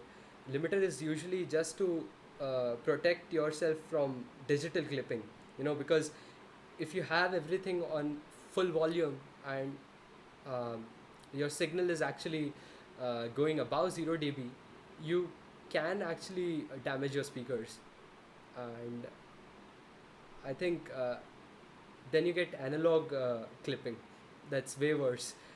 And I've seen many speakers get destroyed because of sending a very high signal into the speaker system, which the speaker system was not even capable of handling. But coming back to what Alex Drain just mentioned, make sure that your limiter is not there in the master. And if you still want to be cautious and keep a limiter, I would actually advise you to keep a limiter, because it avoids digital clipping. Uh, just put a volume reduction, or just use the makeup gain in the limiter itself to reduce the volume so that no limiting is applied. You know, this way you make sure that all the dynamics of your track stay as they are, unaffected by uh, you know the mastering, uh, by either digital clipping or the limiting itself, the limiter itself. Okay, so I'll show you how I do it. Okay, so when I'm working on a track, what I would do is I would just put a volume reduction, and notice I would not bring this down, this master volume slider, because I am reducing the volume here directly in the Fruity filter. And by default, what FL Studio does is it would put the Fruity limiter here with a very high release value. And if you notice here in the hint panel here, it says that it has 85 milliseconds of release time, and the sustain value is again adding a 10 milliseconds extra, which is like going to cause artifacts and change the sound, as so this would actually blind you from while you're mixing the track, because limiting in its essence is actually compression, but at a very high ratio. Okay, so if you know about compression, it reduces dynamic range. So does limiting, because it is compression with a compression ratio of infinity. Okay, so just make sure to reduce the volume with either this knob here, which does the same. This is basically a volume reduction before it goes into the limiter. So just reduce it from here, or you can just put a separate plugin and reduce the volume separately. That's what I do, because everything is there in the slots and I can see what I've done, and it's very clear. So I'll just remove it right now for now, and you should end up with a highly dynamic track. Okay.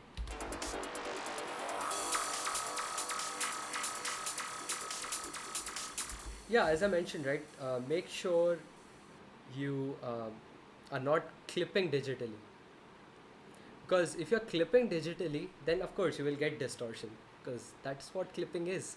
This changing your waveform by literally cutting off a part of it. So I hope I made that point clear.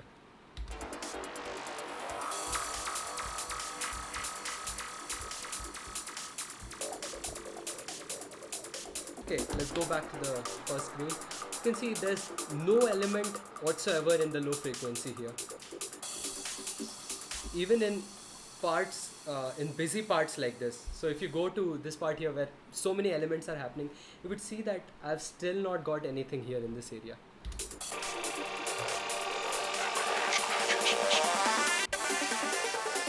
You can sort of see some elements here, like small transients, but I like the sound of it, so I kept it. Otherwise, I would have just passed it through one of these 124 or 125 to clean it off, and let's see what it sounds like with a kick and bass this section.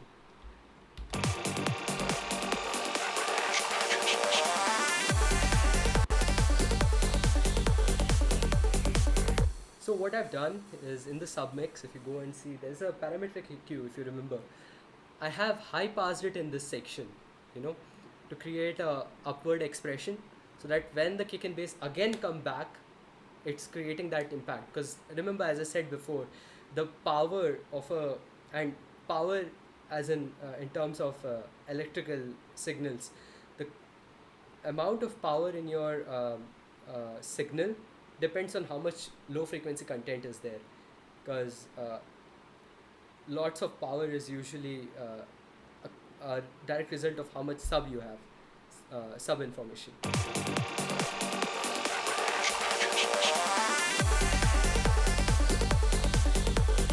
So notice how it sounds like I have literally dropped it, and that's exactly what I've done. I've increased the filter cutoff here, and again brought it back.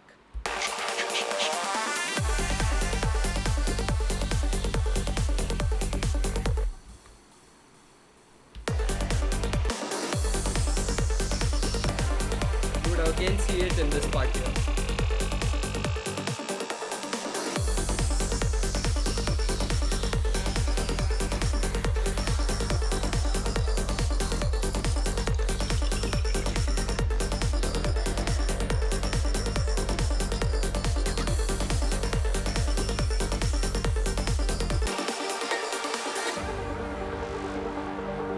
So this is basically an EQ on the kick and bass itself, because those are the um, frequencies which are going to be in the low end, right?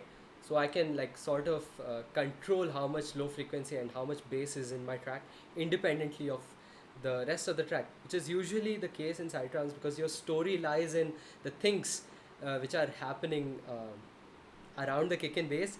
The kick and bass is just to, you know, have that driving motion in the track. So this is basically how I look at it. The sounds around your kick and bass interact with you know, your story, and basically it's to move your thoughts. Basically, it sounds super cringy, but uh, in my head when I'm mixing, the kick and bass are there to make your body move, you know, when you're dancing on the dance floor, and the stuff around it is like the story of your track, and it is to move your mind. So yeah, it's like a super hippie kind of analogy there, but that's basically my thought process when I'm working on the mix of a track.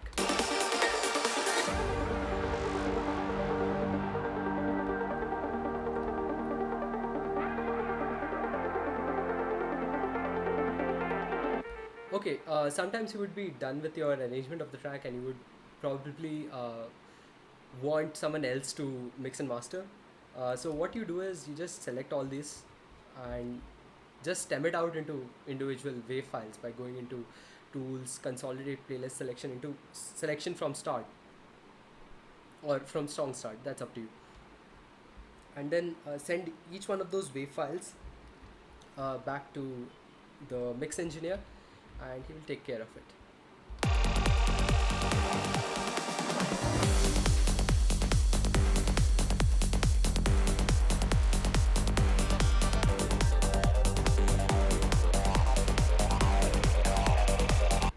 It's easy to be captivated by the world out there.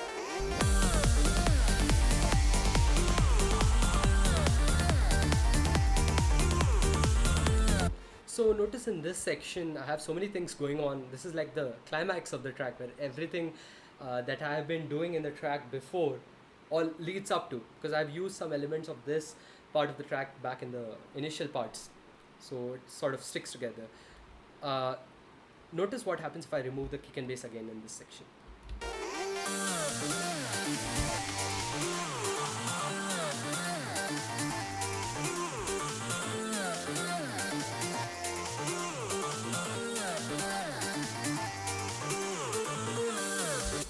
So I liked how this main tune, which is this one,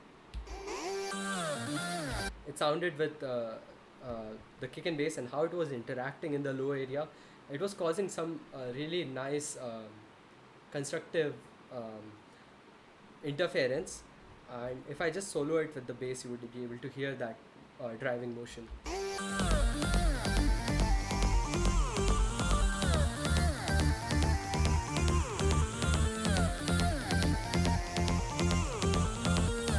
So this is sort of one of those instances when your elements might have low frequency, but if they're interacting really well with the kick and bass elements, then you should keep it. Other than that, there's no reason whatsoever to have low frequency content in instruments. You know, it might sound good in solo, but if it fails with the rest of the track and falls apart, there's no point to have it there. And if you notice here in the oscilloscope again, you would see if I mute the kick and bass, that still there's no other low frequency content. If I even mute that main tune, which I consolidated, you would see that the low frequency is still kind of empty.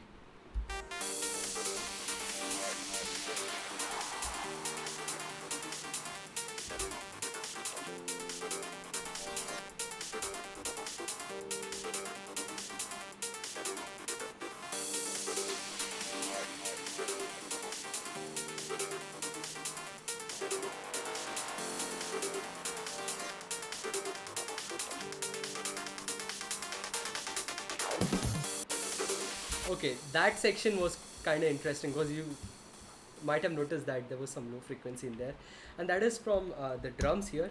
Come to the second screen, I'll show you. In here, there's a drum fill here. This one. If I mute it and mute these as well, you would see that this sound here,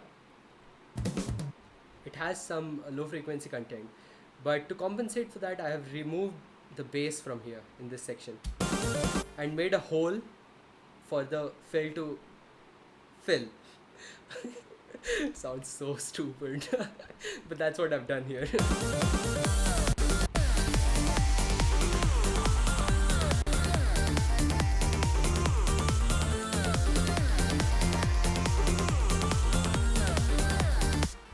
Yes, Alex, I have actually addressed that in the beginning parts of the stream, where I went over how I layered the basses and what kind of kick sound I used, and basically the mixer effects which I used to create that sound.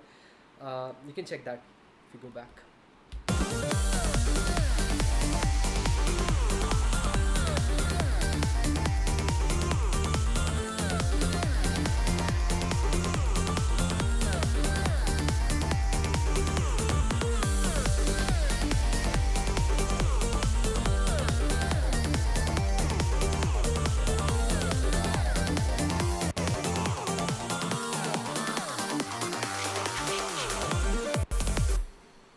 Also, well, there's a tip which I can give you just to make your transient pop a little more in the bass, because that's a very common question which I get asked a lot of times. And if you have already created your bass sound in some plugins such as Silent One or Zebra or whatever, right? And you created this very plucky sound, try to create a small transient sound in the beginning as well. Okay, so what I mean by that, I think I would be able to show it better if I draw it. So behold for my drawing skills on MS Paint. Alright, you're on the screen. Let's see. So if your bass looks like this, okay, this is the time domain signal, by the way.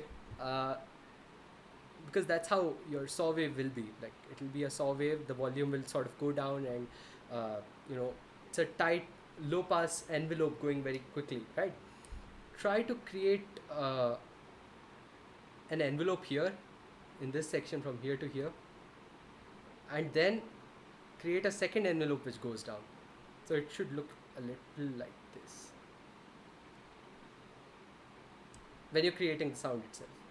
All right. So there is your envelope 1, and here you have envelope 2. So your envelope 2 is just kind of getting it back like you would do in this, the first case. But keep an envelope 1 which is very short in time, which would sort of create a almost a click sound. Some people even use fast pitch automations to create the a very plucky sound. I think I've seen Zenworld do this in his tutorial. Uh, so definitely experiment with that to create your basic sound. Okay, and then put a multi-band compressor and sort of increase the high frequency content a bit in comparison with the low and mid frequencies, because your transients are essentially a result of what's happening in the high frequency, right? So there are two ways to deal with it.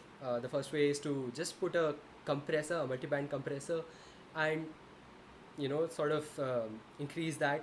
Or what you could do is use a transient processor, which is actually a better way of handling the problem. And let me show you why that is. So if you have a transient processor, I'll just bring up the transient processor which FL Studio has. I think it's a very like a really amazing tool which we have.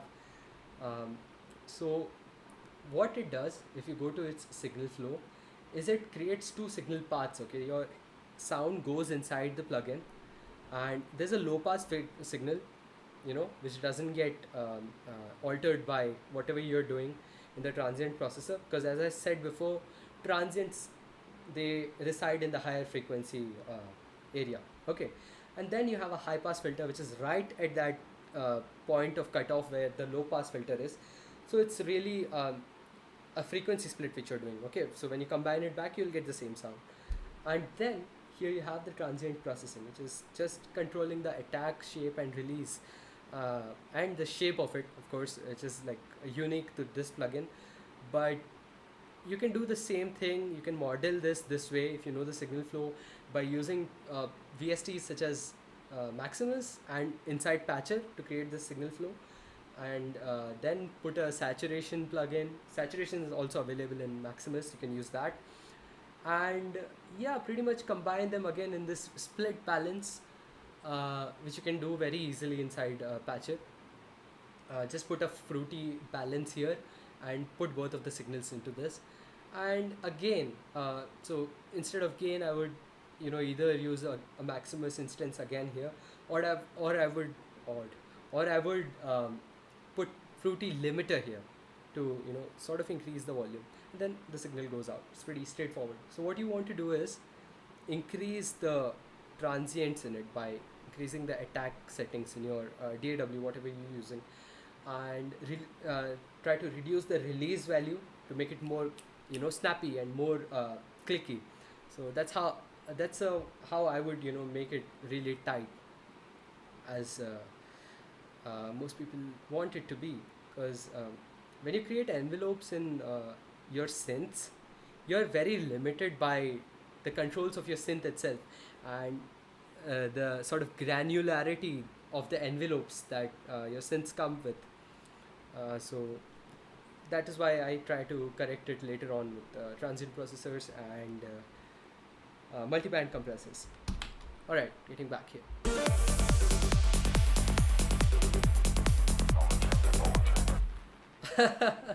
Yeah, you can cheat, but then you wouldn't have the 100% control over it now, would you?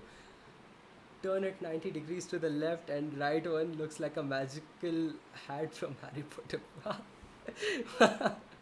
Yeah, man, my drawing skills, they're on point.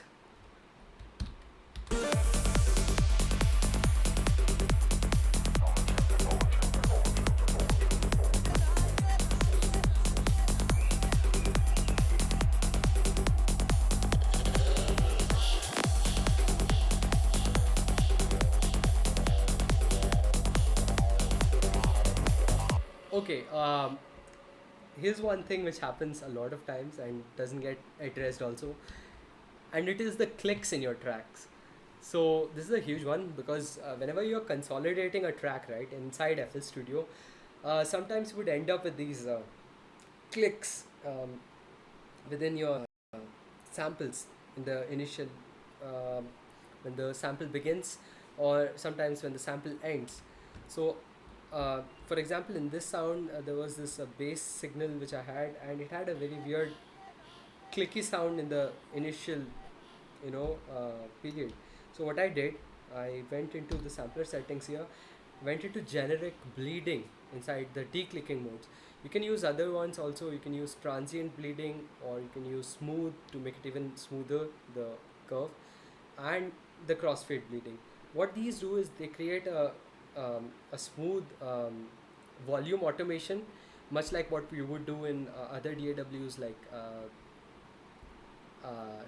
Ableton or um, Logic or whatever. In that you have the curve itself which you can control.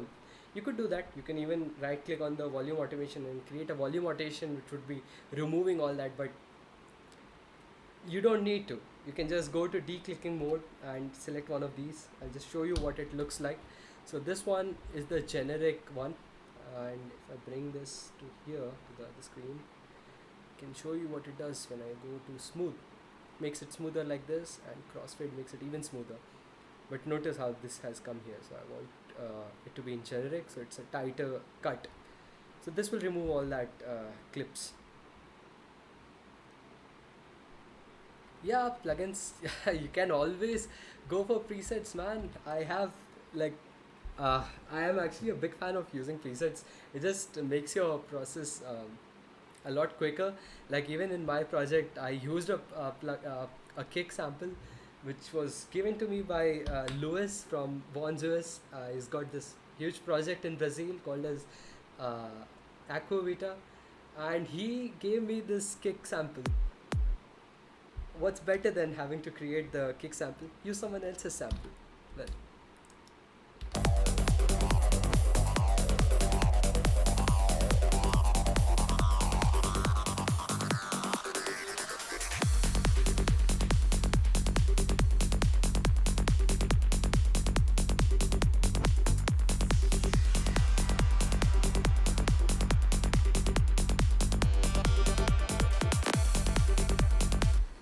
so I think I have hit most of the like important topics which I wanted to, as far as the mix is concerned, and everything else apart from that, especially apart from the high pass thing which I mentioned in this in the beginning, um, comes down to just balancing it, based on your own personal preference and what you think sounds good, if you are mixing your own track, of course. um, so that's what I would do, after removing all the low frequency signals which were interacting with my kick and bass. I would almost get a nice sounding mix, and after that point it is all up to balancing and leveling of things, which means like uh, what sound uh, which sound sits where in the spectrum and in the audio field.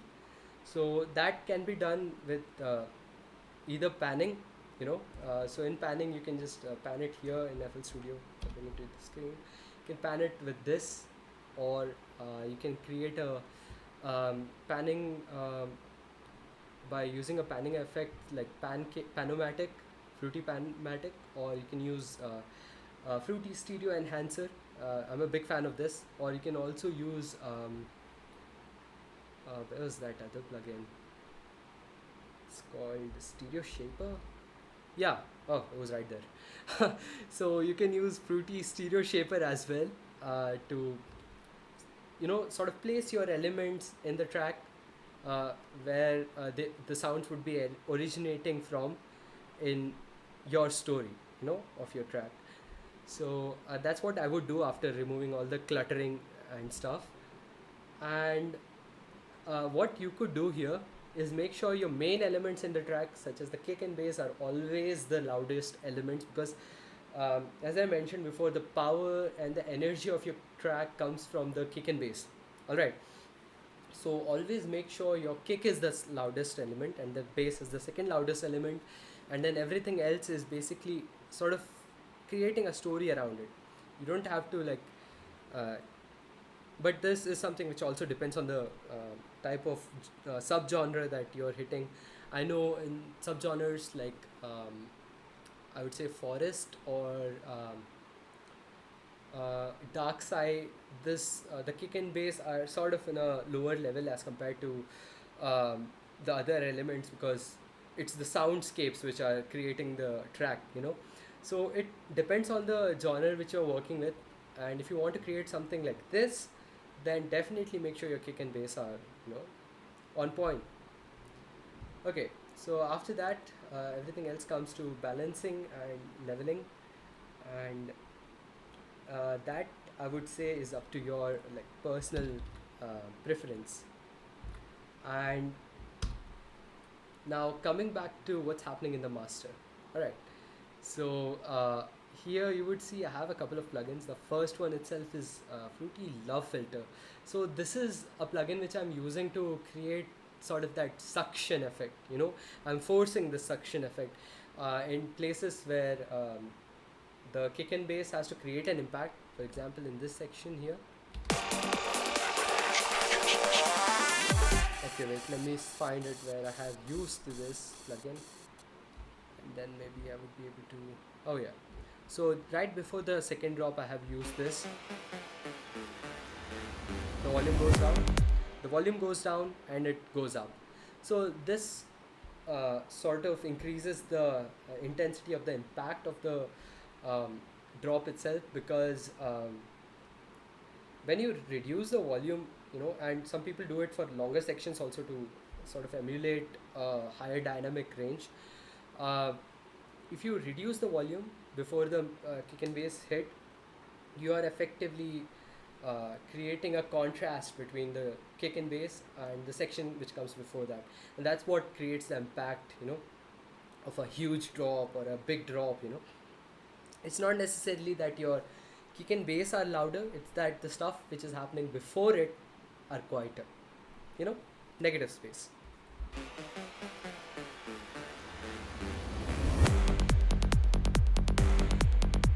And after that we have got D-Blue Glitch. So well, this is like a glitch plugin uh, where I'm using some re-triggering. I'm not exactly sure at which section in the track I'm using this.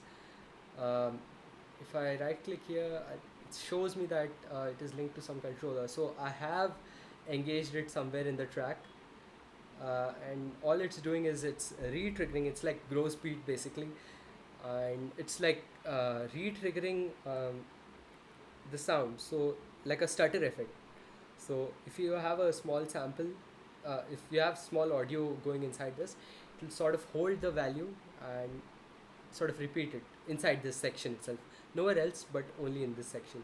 And the length is based on what you set here, this length, speed, and the pitch settings and everything.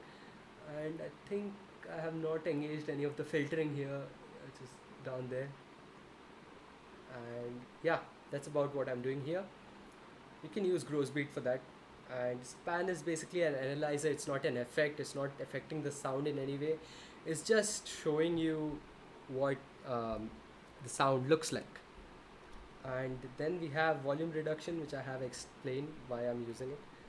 And then we come to this mastering chain. So on the first glance it looks like I've done a lot of things, but if you actually go into it and see what I'm doing, you'd be able to break it down. It's not a lot. What I'm doing here is minor EQing, which is like basic, and I'm just increasing the high frequency because I did multiple test runs on various speaker systems on my car, and a few 5.1 surround systems, and which I didn't have to because it's a stereo which I'm making. But I just wanted to get a feel of it in different surroundings, and I noticed that it was kind of lacking in the high frequency area. So I sort of bumped it very slightly, you know, not too much. It's like I would say like 1 dB increase. And then I'm using something called as the mid-side splitter with this mid side, sorry, the stereo shaper. So in this stereo shaper, what I'm doing is I'm creating a split signal here, which is these two signals. And the first signal is basically the stereo information, so which is basically the signal which is going into the left minus the right signal. This is just an electrical representation of the mid and side.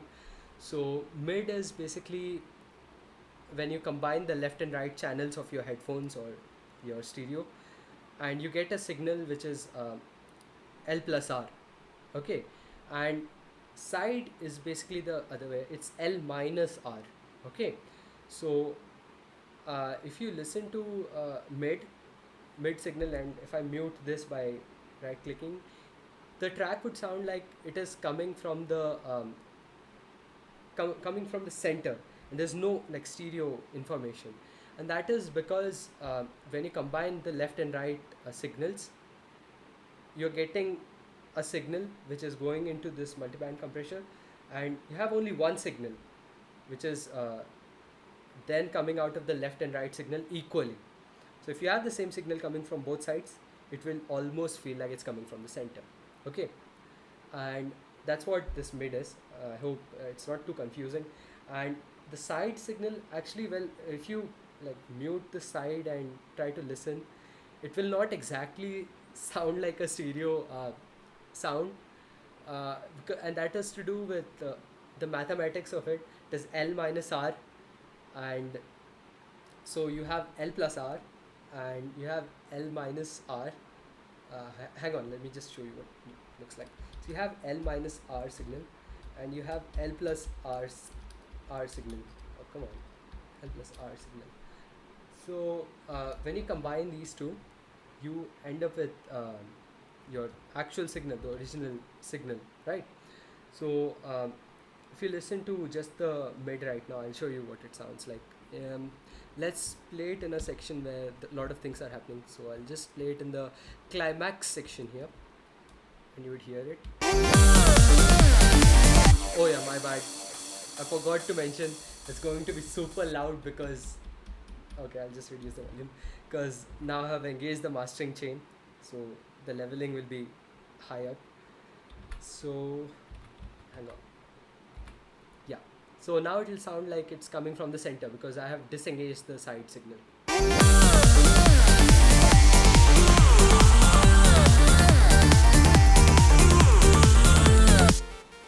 So if I just play the side signal now and mute the mid signal, the track will sound something like this.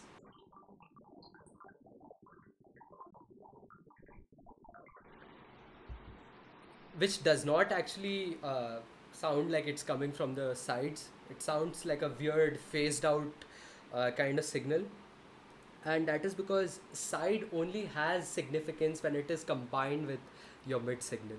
So side signal in itself does not, sound uh,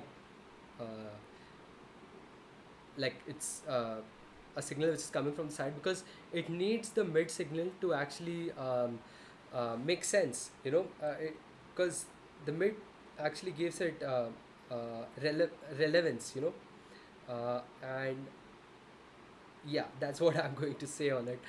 And if you remember, I told you that the mid signal corresponds with the bass, right? So the bass in itself is supposed to be a mono, as I said, right? So if I just solo the track here again and mute the side signal, this is how it sounds like.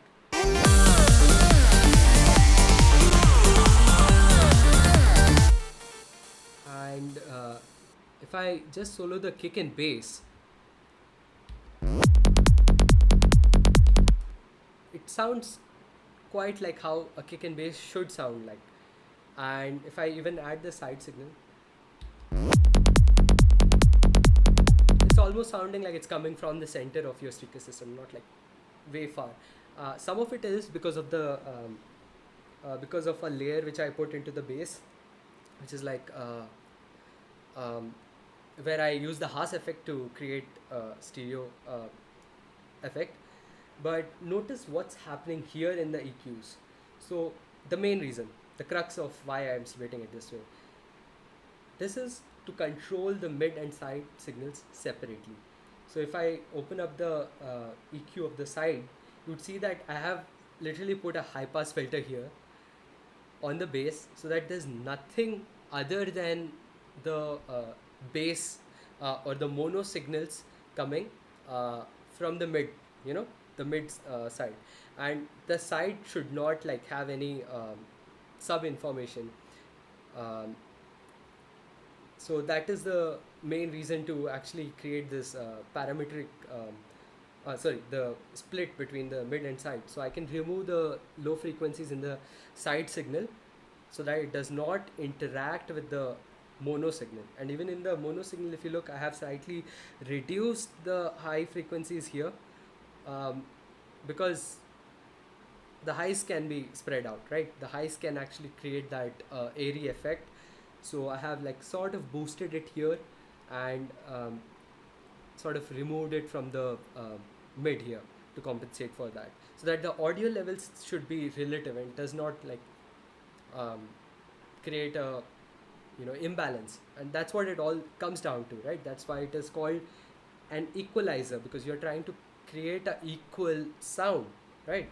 You're trying to increase somewhere some frequencies which you want, and then reducing it somewhere, creating a hole for it to sit in. And that's what I've done in a mid and side environment. So that's that. Basically, I hope I made it clear like why I did a mid-side split here. And if you have any questions about it, do let me know about this, because this is not very straightforward, because you cannot like see stuff uh, as far as the side information is concerned. Because when you play the track, and if I remove the mid, you would see that the parametric EQ does not react to it. It does not show uh, the display which you would, and if I do the other way around, I would see it in the mono. So that is just because of how parametric EQ works, and the signal flow of that. But you can still like solo the mid, solo the side, and sort of make changes here and keep this active somewhere. Or you can keep span after the mastering chain, so that you can constantly see what uh, the changes you're making inside the EQ do to the sound. Okay, all right. So that's that. And the next thing in the signal chain is the multiband compressor, which is Maximus. And this is quite interesting because I usually don't do a lot of multiband compression, but in this track it had a very good like it had a nice character to it, and I just want to show you a signal of how it sounds like without the Maximus. So I will just put Fruity Balance here right before it. Fruity Balance is nothing, it's just a volume plugin. It's doing nothing right now. So this is just for me to route the audio here and mute this audio going inside this, so you can listen to what this sounds like before it goes to the multiband compression.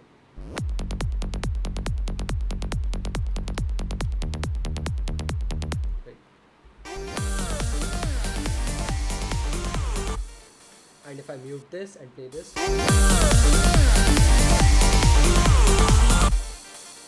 so you would notice that it is getting louder significantly, and that's because of what I'm doing with the limiter and the compressor. Uh, I So while mastering, I didn't do it in this project itself.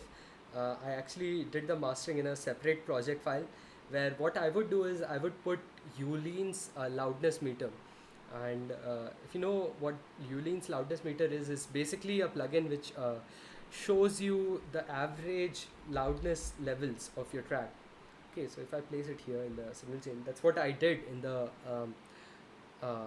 the project file where I mastered the track, I would sort of put the Ulean's um, plugin in the master and sort of see the difference in volume levels of the master track of what the multiband compression does, because now we are increasing the volume levels, right? And we know that psychoacoustics tells us that the louder a thing is, the better we feel that it sounds. So it's like a trick our brain plays on us. So to avoid that issue, what I do is I use Liulin's loudness meter in the master to sort of analyze the average volume levels in the loudest section of my track to see how loud it is in comparison to uh, the stuff before it. Okay, so I would just mute it and see how loud this is, and then I would see how loud this is, and sort of equalize it with a volume plugin here in between, and then compare the effects of multiband compression on the actual track. And I made a separate video, a completely separate video on this. It's much more concise than this one. You can check it out on if you want to know more about what I'm talking about here. So basically it's just to avoid tricking yourself into liking the louder version more every time. Okay, so then I have the multiband thing here. Let's go and see what this is doing here. So if I go to the low frequency here, I have used a release value. Okay, wait, let me bring it to the other screen so you guys can check it out. Okay, small glitch here in the video. Let's bring it back.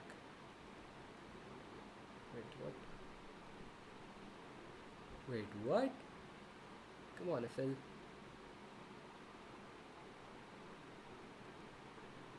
Okay, I knew how to solve this issue.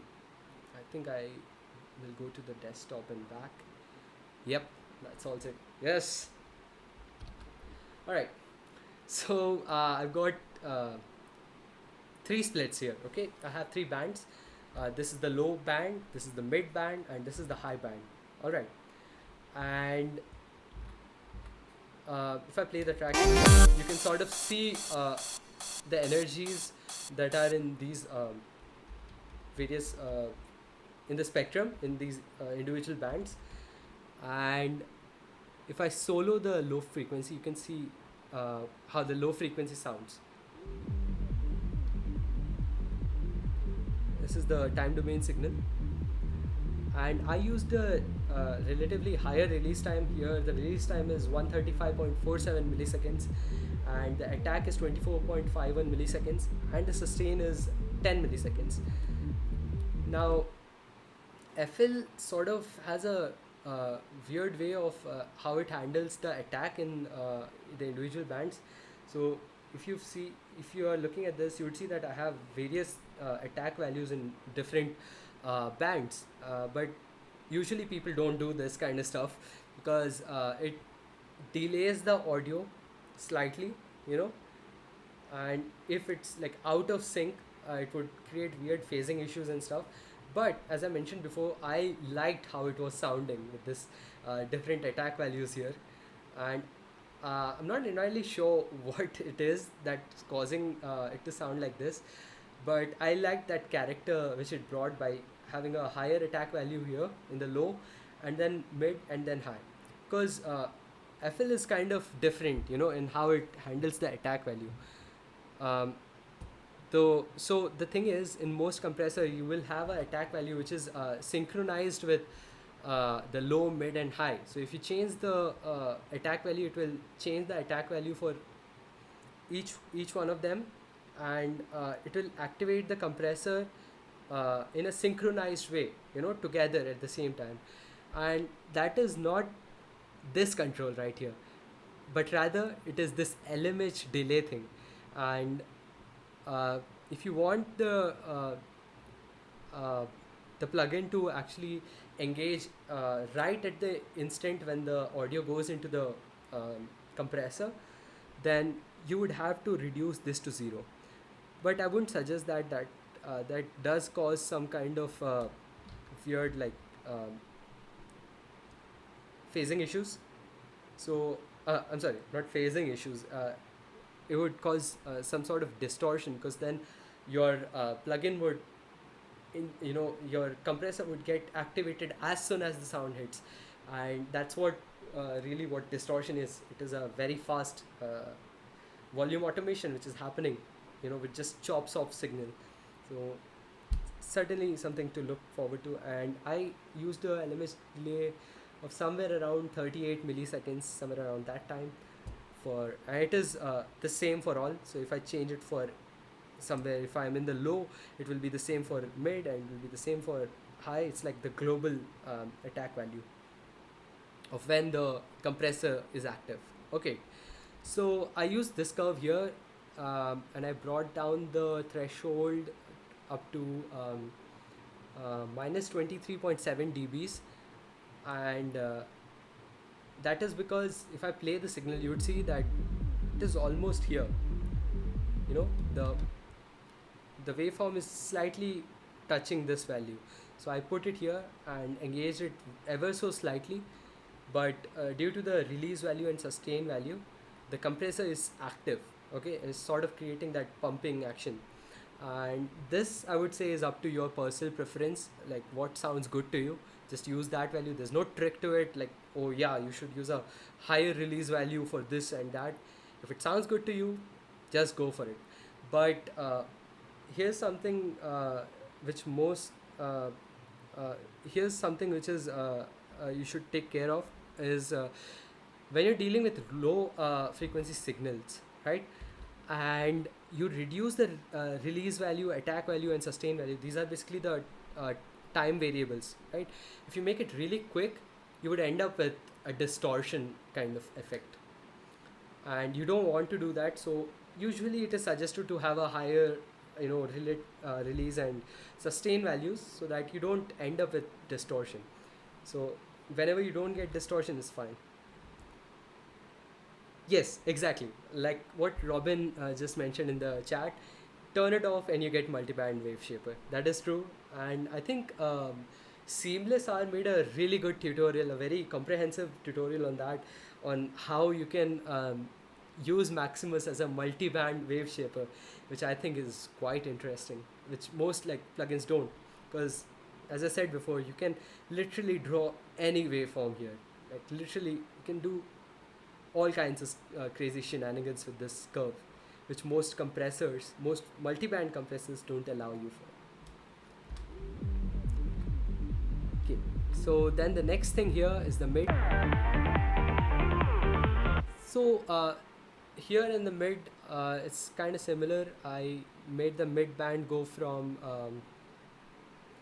somewhere around 130 to 130 to about, let's say, 3 to 4k. I'd say it would be around 3.5k here. And uh, in this band, in this split, I used the second curve. So basically, Maximus as a plugin has various curves, okay, in which your time variables affect the signal and how it's getting compressed.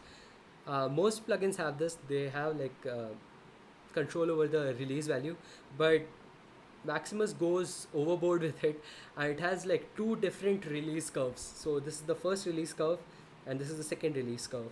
So what happens is when you don't engage the release two, like I did in the low frequency here, I did not engage the release two. I get a curve which looks like this. Okay, which is getting affected. Okay, to explain this, I will again bring back paint, because I need to show you the shapes of this. So when I use the release one, right, it has a shape like this, and this is the compression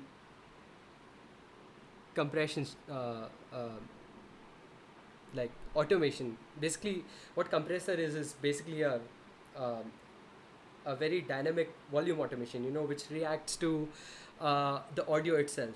So this is the kind of compression curve you will get if you use the release 1.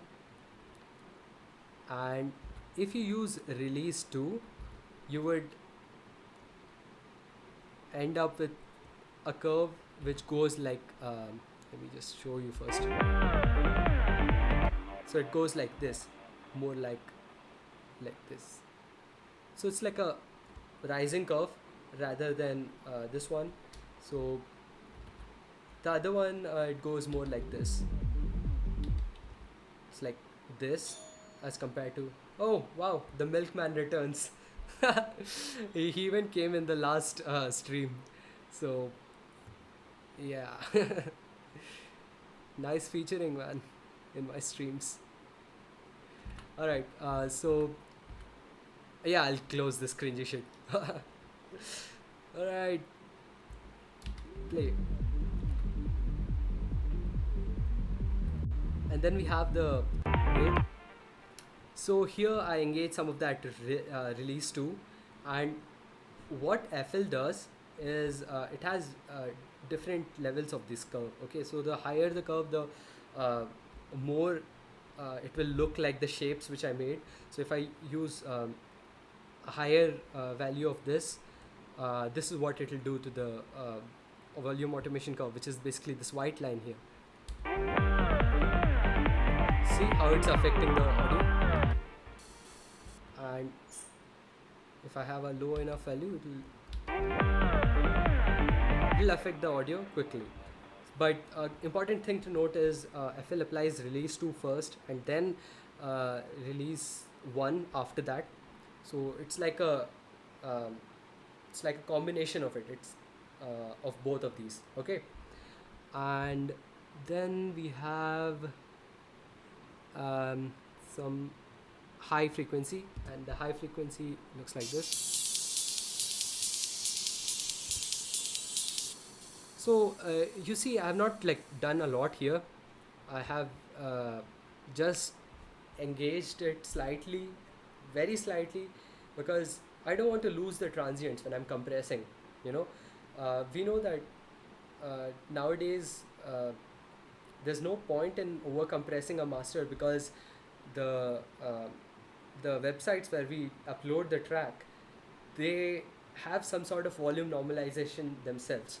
So if you try to play the game of loudness war and try to push it really hard by compressing and over compressing your track, the volume normalization algorithm which the websites such as YouTube, Spotify, Google Play Music, iTunes, all of these use, they will bring it down.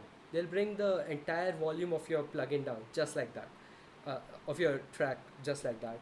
And so the entire point of compressing and pushing the track to make it louder is defeated. So instead of doing that, it's always good to create the track, to make it more dynamic. And I think that is something which is coming back, uh, uh, in our time, like uh, during the 80s and the 90s, we used to have like really, really highly dynamic music, because compression was not like used so much as we do right now, as loudness war uh, was not really a thing back in those days. But as soon as people discovered this psychoacoustic idea that louder things sound good to us, people started to exploit it. But right now, it is not worth it. There are just a few websites such as SoundCloud. Yeah, my milkman is famous now. So there's some websites like SoundCloud which still don't have any volume normalization, and God knows why. And loudness war is sort of there, it's still existent there. And if I ever upload any tracks to SoundCloud, I would sort of master it separately in such a way that I push my tracks to the limit, and I try to get as loud as possible, because now everyone else is also like exploiting that idea, like the louder things sound good to human ear. So to make uh, your track stand out, you have to just make it louder. But that's just SoundCloud. The rest of the websites, they are going to pull your track down. And a good way to check is this website called as soundpenalty.com, soundpenalty.com, or something else, I think it's called maybe soundpenalty.com. I think In the Mix made a really good video on that. You guys should check it out, and you can sort of um, see like how much volume normalization each website puts, and sort of master it accordingly. So here you would see that my release value is very short. It is 135.47 milliseconds. But if you go to the others, you would see that it's quite higher in comparison. Wait, is it 135 milliseconds? No, it's 3 milliseconds. My bad. In the mid, it is around 28 milliseconds, and this over here is 134 milliseconds, and the attack is about 24 milliseconds. Okay, just putting it out there because I forgot to mention it. In the mid, I have about 1.6 milliseconds, and in the high, I have the attack as 38 milliseconds. And the reason for using a very quick release time is so that I preserve these transients. So if I increase the release value, just have a look at what happens here. It will sort of sound very compressed and you know sort of like losing life almost. So it is applying volume now uh, volume compression, but it is so slow that your average volume sort of drops, and you don't want that in your highs. So what I do is I just keep it short like this and get a very highly dynamic sound, just like that. Then I didn't use any of this, and then we come to the master. What's going on in the master? So the controls in the masters are pretty similar to what's happening here, but let's look at the curve here first of all. This is basically the in-out curve which I used for the master. SoundCloud uses a 64 kbps streaming rate. There is no amount of loudness normalization that could improve that. Actually, no. SoundCloud uses 128 kbps these days. It has just increased its volume normalization. Not volume normalization. That's just the bit rate. Volume normalization is something which is still not there. They don't have an algorithm for reducing the volume if someone creates a very highly like a track with very high average volume levels. Most stores have that. YouTube would sort of have its own reference algorithm by which it would process the track. If you ever upload your track on YouTube, you would notice that after uploading there is this small time frame where it would be processing the time. This is where it is doing two things. First thing is to check whether you're infringing someone's content by running it through the content ID, and secondly it would sort of see whether you're trying to use gimmicks such as compression to increase the the average loudness of your track, to exploit the fact that humans love louder things more than you know something which is not loud. So that's why they chopped it to 64 for free users sometime in 2018. Oh, well, that sucks clearly, but as far as I saw in the recent post, could be an older post. It was like 128 kbps in an attempt to combat with the other website. I think they use AAC as the format for their website. But the real problem with SoundCloud is sort of the fact that they don't have any volume normalization, which still leaves room for people exploiting the loudness war, to push their tracks further. So anyway, since you know what it is, you can also exploit it now. Anyway, coming back to the master, here I've got, if you look very closely, I have sort of brought down the curve sort of here. It's not exactly on the line of the in-out, slightly below, and then I have used a knee setting. This is basically the tension of the points, this point and this point. This basically controls the knee level of your curve. Okay, so if you have used Fruity Limiter, you would see that it also has a knee setting where it would sort of curve the compression curve. So if I bring in fruity limiter, I think I can show you. Let me just put a new instance of limiter here and detach it and bring it here. Boop. So if you go to the compressor here of the fruity limiter plugin, you would see it has something similar to what I did, right? And there's this knee knob, which is basically this, or the other way around. So that is what most limiters would be having, most compressors would be having, as a threshold and ratio control. And this is how it looks visually, okay? And the problem with this is, while it is good to have like release and ratio control like this does most of the stuff which you want, what it does not allow you is to actually manually control this curve. The blue line you see, you cannot actually physically manipulate the curve, okay? Which is like a huge limitation on what you can do creatively, which Maximus sort of avoids with this curve here. It gives you a line editor which you can just do pretty much whatever you feel like and just be fine with it. And did I mention about the pulse? So kind of stuff which modern like most multiband compressors can only dream of achieving, and this is something which Maximus does really nicely. And just because how it looks and how you know the interface is designed to look like, it might look like like a toy, because it is so visually immersive. So which is not something most multi-band compressors would be doing. But if you know what these things stand for, you can change things. So if I had to like change the threshold here, I know I can change it by just moving this. I can change that, and I can even change this curve here. So that's totally up to me and my control. And since Maximus is a vectorial display, you can pretty much stretch this curve to infinity. It just depends on your limits of the screen size which you have.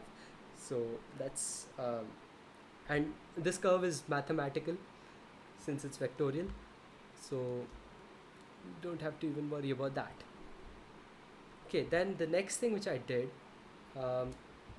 is I increased the pre here. So remember how I used volume reduction here, where I reduced the volume quite a ton?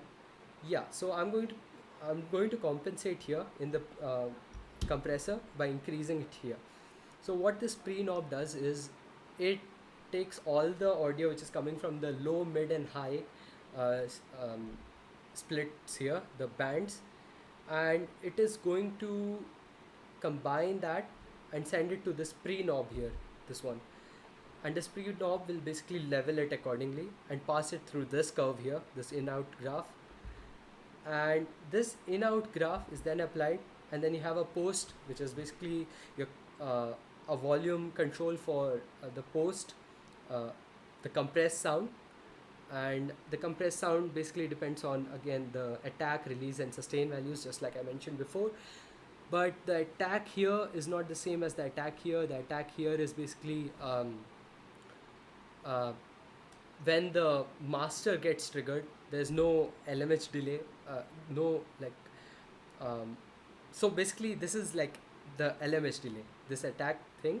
It does what LMH delay does for low, mid and high, but on the master. Okay, so I used around 24 milliseconds, 24, and release value of 134 and sustain of 10 milliseconds to get this. And I have engaged a curve 3 for the release 1 and curve 2 for release 2, and reduce the LMH mix. So basically this LMH mix is a very important thing to note here, because I have done some things here, right? I have compressed the sounds here, but if I want to bring back the original uncompressed low, mid and high signal back, I can just reduce the value here, So right now it's somewhere around 10 o'clock, which means I have over 31% of the compressed signal coming, and the rest is the original signal itself. Just making it really subtle. So I don't have too much of a compressed sound, as I discussed before. Like uh, dynamic sound tends to stand out better on platforms these days. So then, after all that, I usually use these threshold and ceiling to create some sort of saturation, soft saturation. But in this case, I have not done that. In fact, I have emulated that by what I'm doing here uh, in the mastering chain. If we come back to this screen, I have sort of emulated saturation with the final limiting. So remember how initially we discussed like how you can emulate distortion by getting a very fast attack, release, and sustain values. Well, yeah, it's just the same concept, getting applied here. I have used a very short attack, release, and sustain value. Here I have used 1 millisecond attack and 9 millisecond release and 2.13 milliseconds of sustain. And the ceiling is set to 0 dBs. And just notice what happens to the sound when I play it.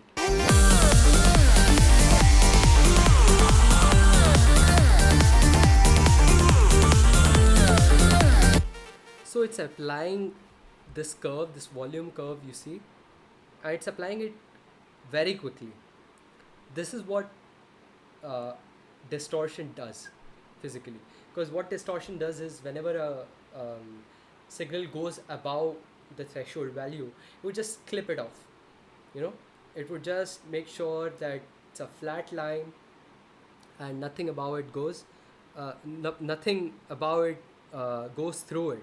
So that's exactly what I've done, but with the control, with a more control over it, with these time variables of attack, release, and sustain. So now it is doing it, but it is doing it in a much more subtle way. So it's like soft saturation, but with time variables engaged.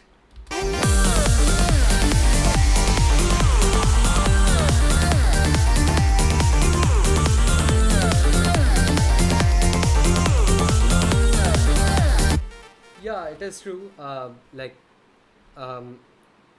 SoundCloud, like you say, SoundCloud should have it, since it's more of an audio playground instead of music distribution platform, in my opinion.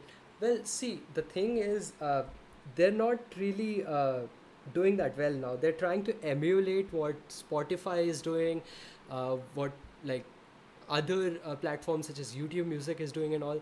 They want to get into the streaming business, but as we know, as far as the business side of things are concerned of Spotify, I mean of SoundCloud, uh, they have been a huge debt in the past 2 to 3 years, and to actually have a streaming website, you have to be able to pay the artists who put their music into your website in form of performance and not performance, mechanical royalties, because now you are using someone else's music to put into your website, right?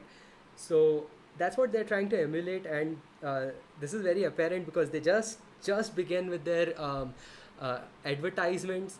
If you've been in SoundCloud long enough, then you might have even encountered a few of their ads, and they're trying to generate money out of that and trying to pay some of uh, um, these premium users, and you know it's all good and stuff, but as long as you don't pay all the artists who are putting their music on your website, I don't think you can actually emulate a good like streaming website like YouTube or Spotify or iTunes, because they have, you know, their business backing them up.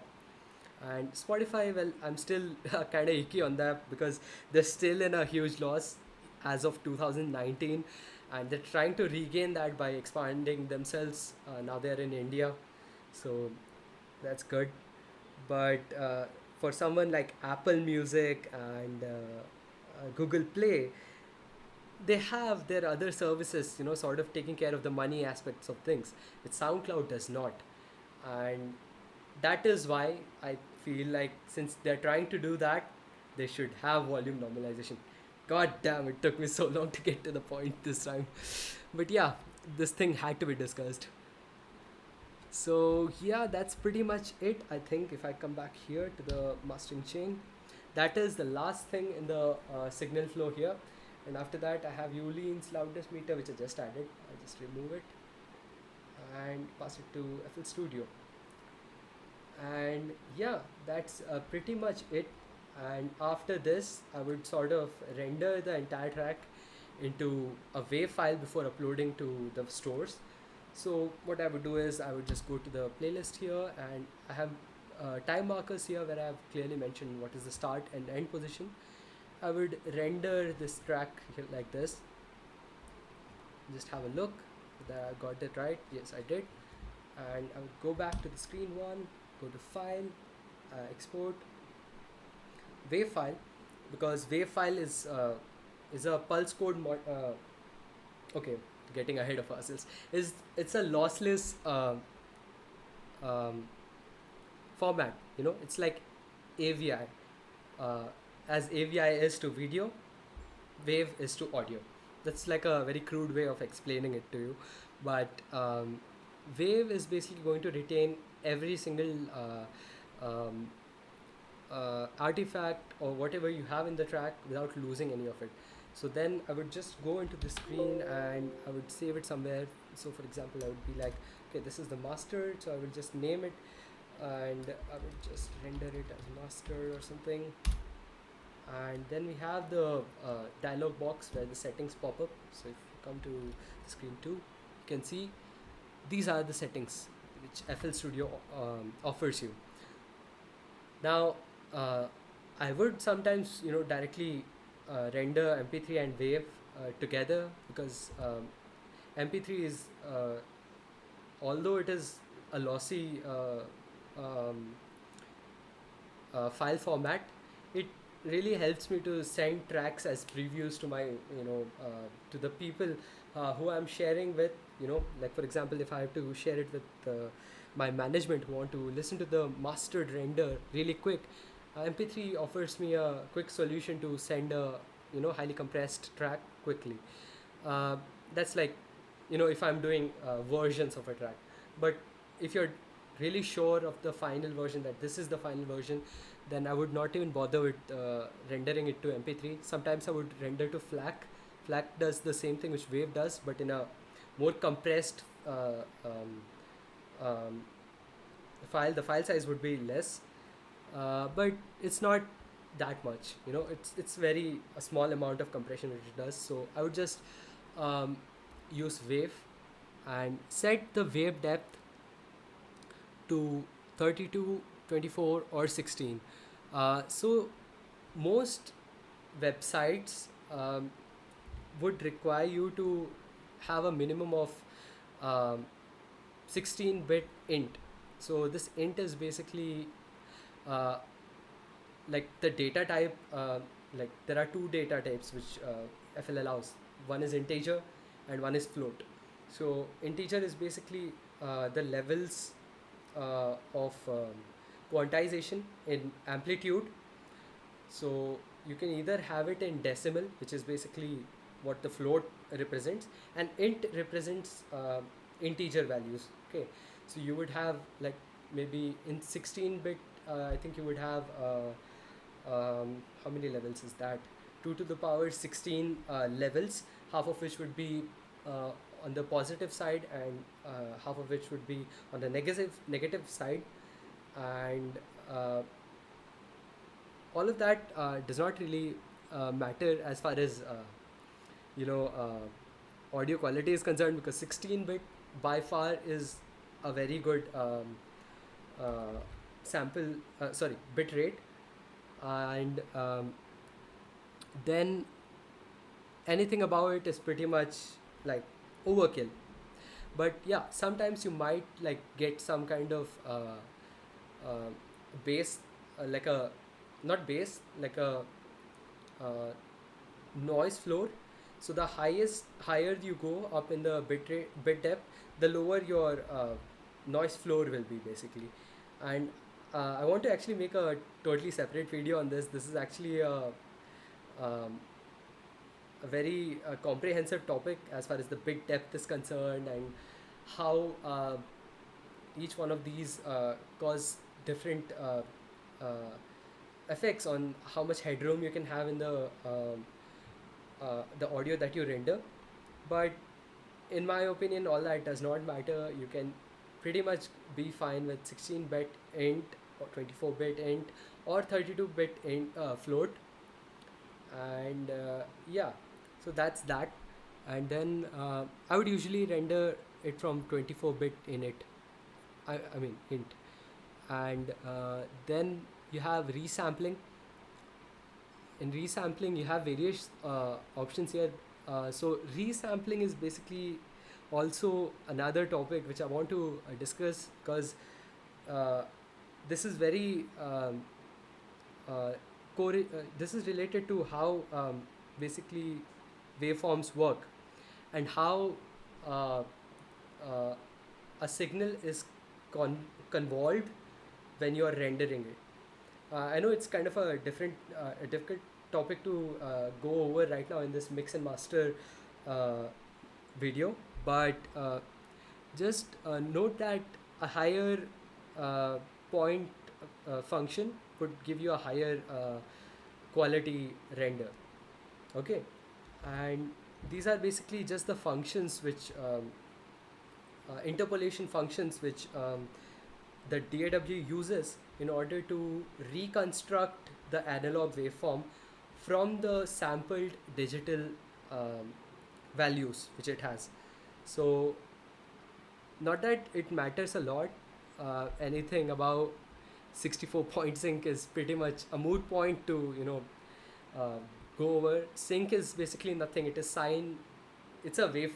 It's a it's a waveform, and you get this waveform by doing sine x by x.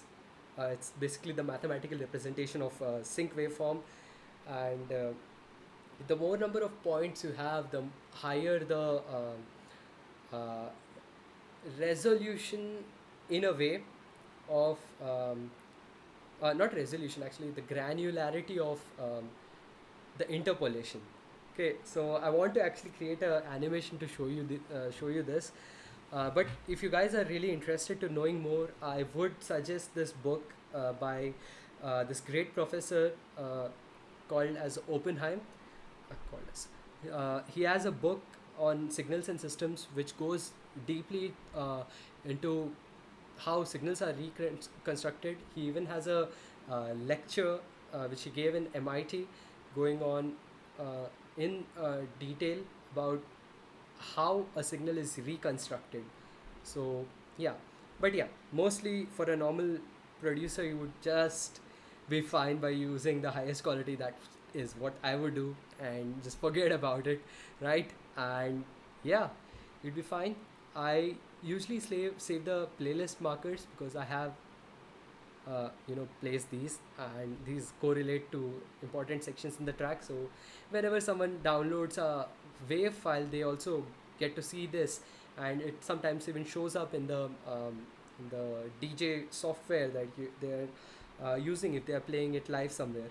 So these markers give them cue points already. So that's one good reason to use these playlist markers. Then you have save play loop markers. This is if you have loop markers.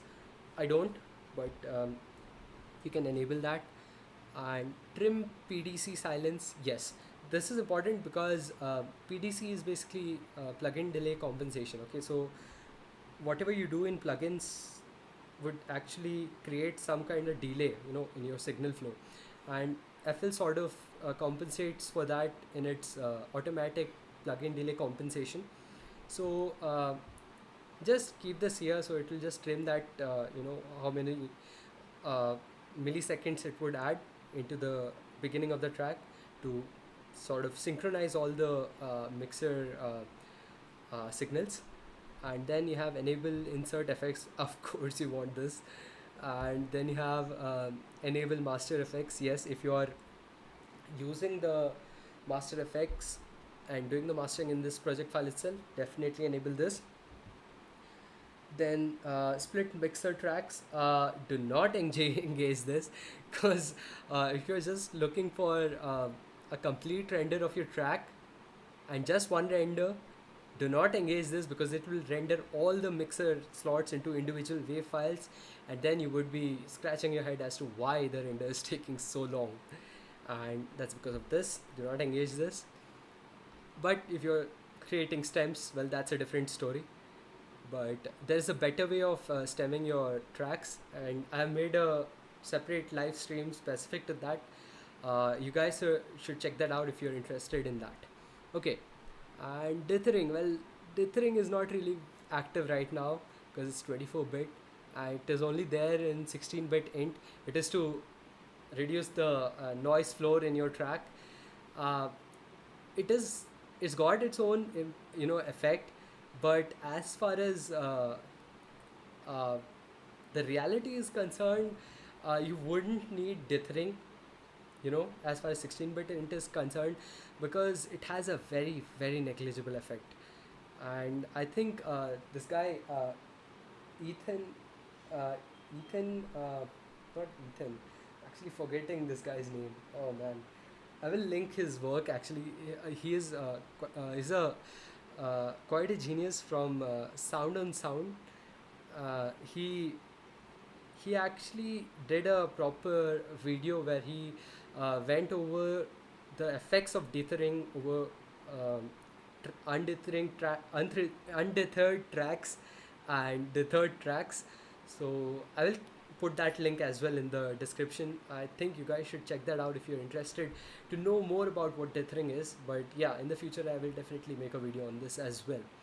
So yeah, that's that. And yes, you're ready to go. uh, Tail, well, I would sometimes leave the remainder, but uh, definitely not use wrap remainder, because then it will loop whatever is playing here to the start. You could use cut remainder or leave remainder, both are fine. Cut remainder sometimes creates a weird clicking sound in the end, so leave remainder is better. It just stops until it hits a zero crossing in the end, and I think that is good. And yeah, just be in song selection and hit start, and it will start rendering the track. Phew. So I think I have gone over everything which I do usually for a track like this. Uh, there are, of course, many other ways to approaching the subject. Some people create stems and they do their mixing and mastering. I think that has its own purpose and its own reasons. But as far as practicality is concerned, if you're someone like me who likes to work within the project file itself and tries to mix everything there, then definitely do all that here.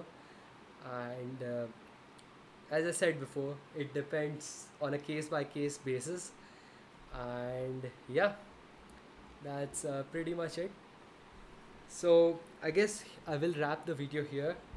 And if you guys have any questions about this, then do let me know in the comment sections if you're watching it on YouTube. And yeah, I guess I'll catch you guys later in another stream. See you guys.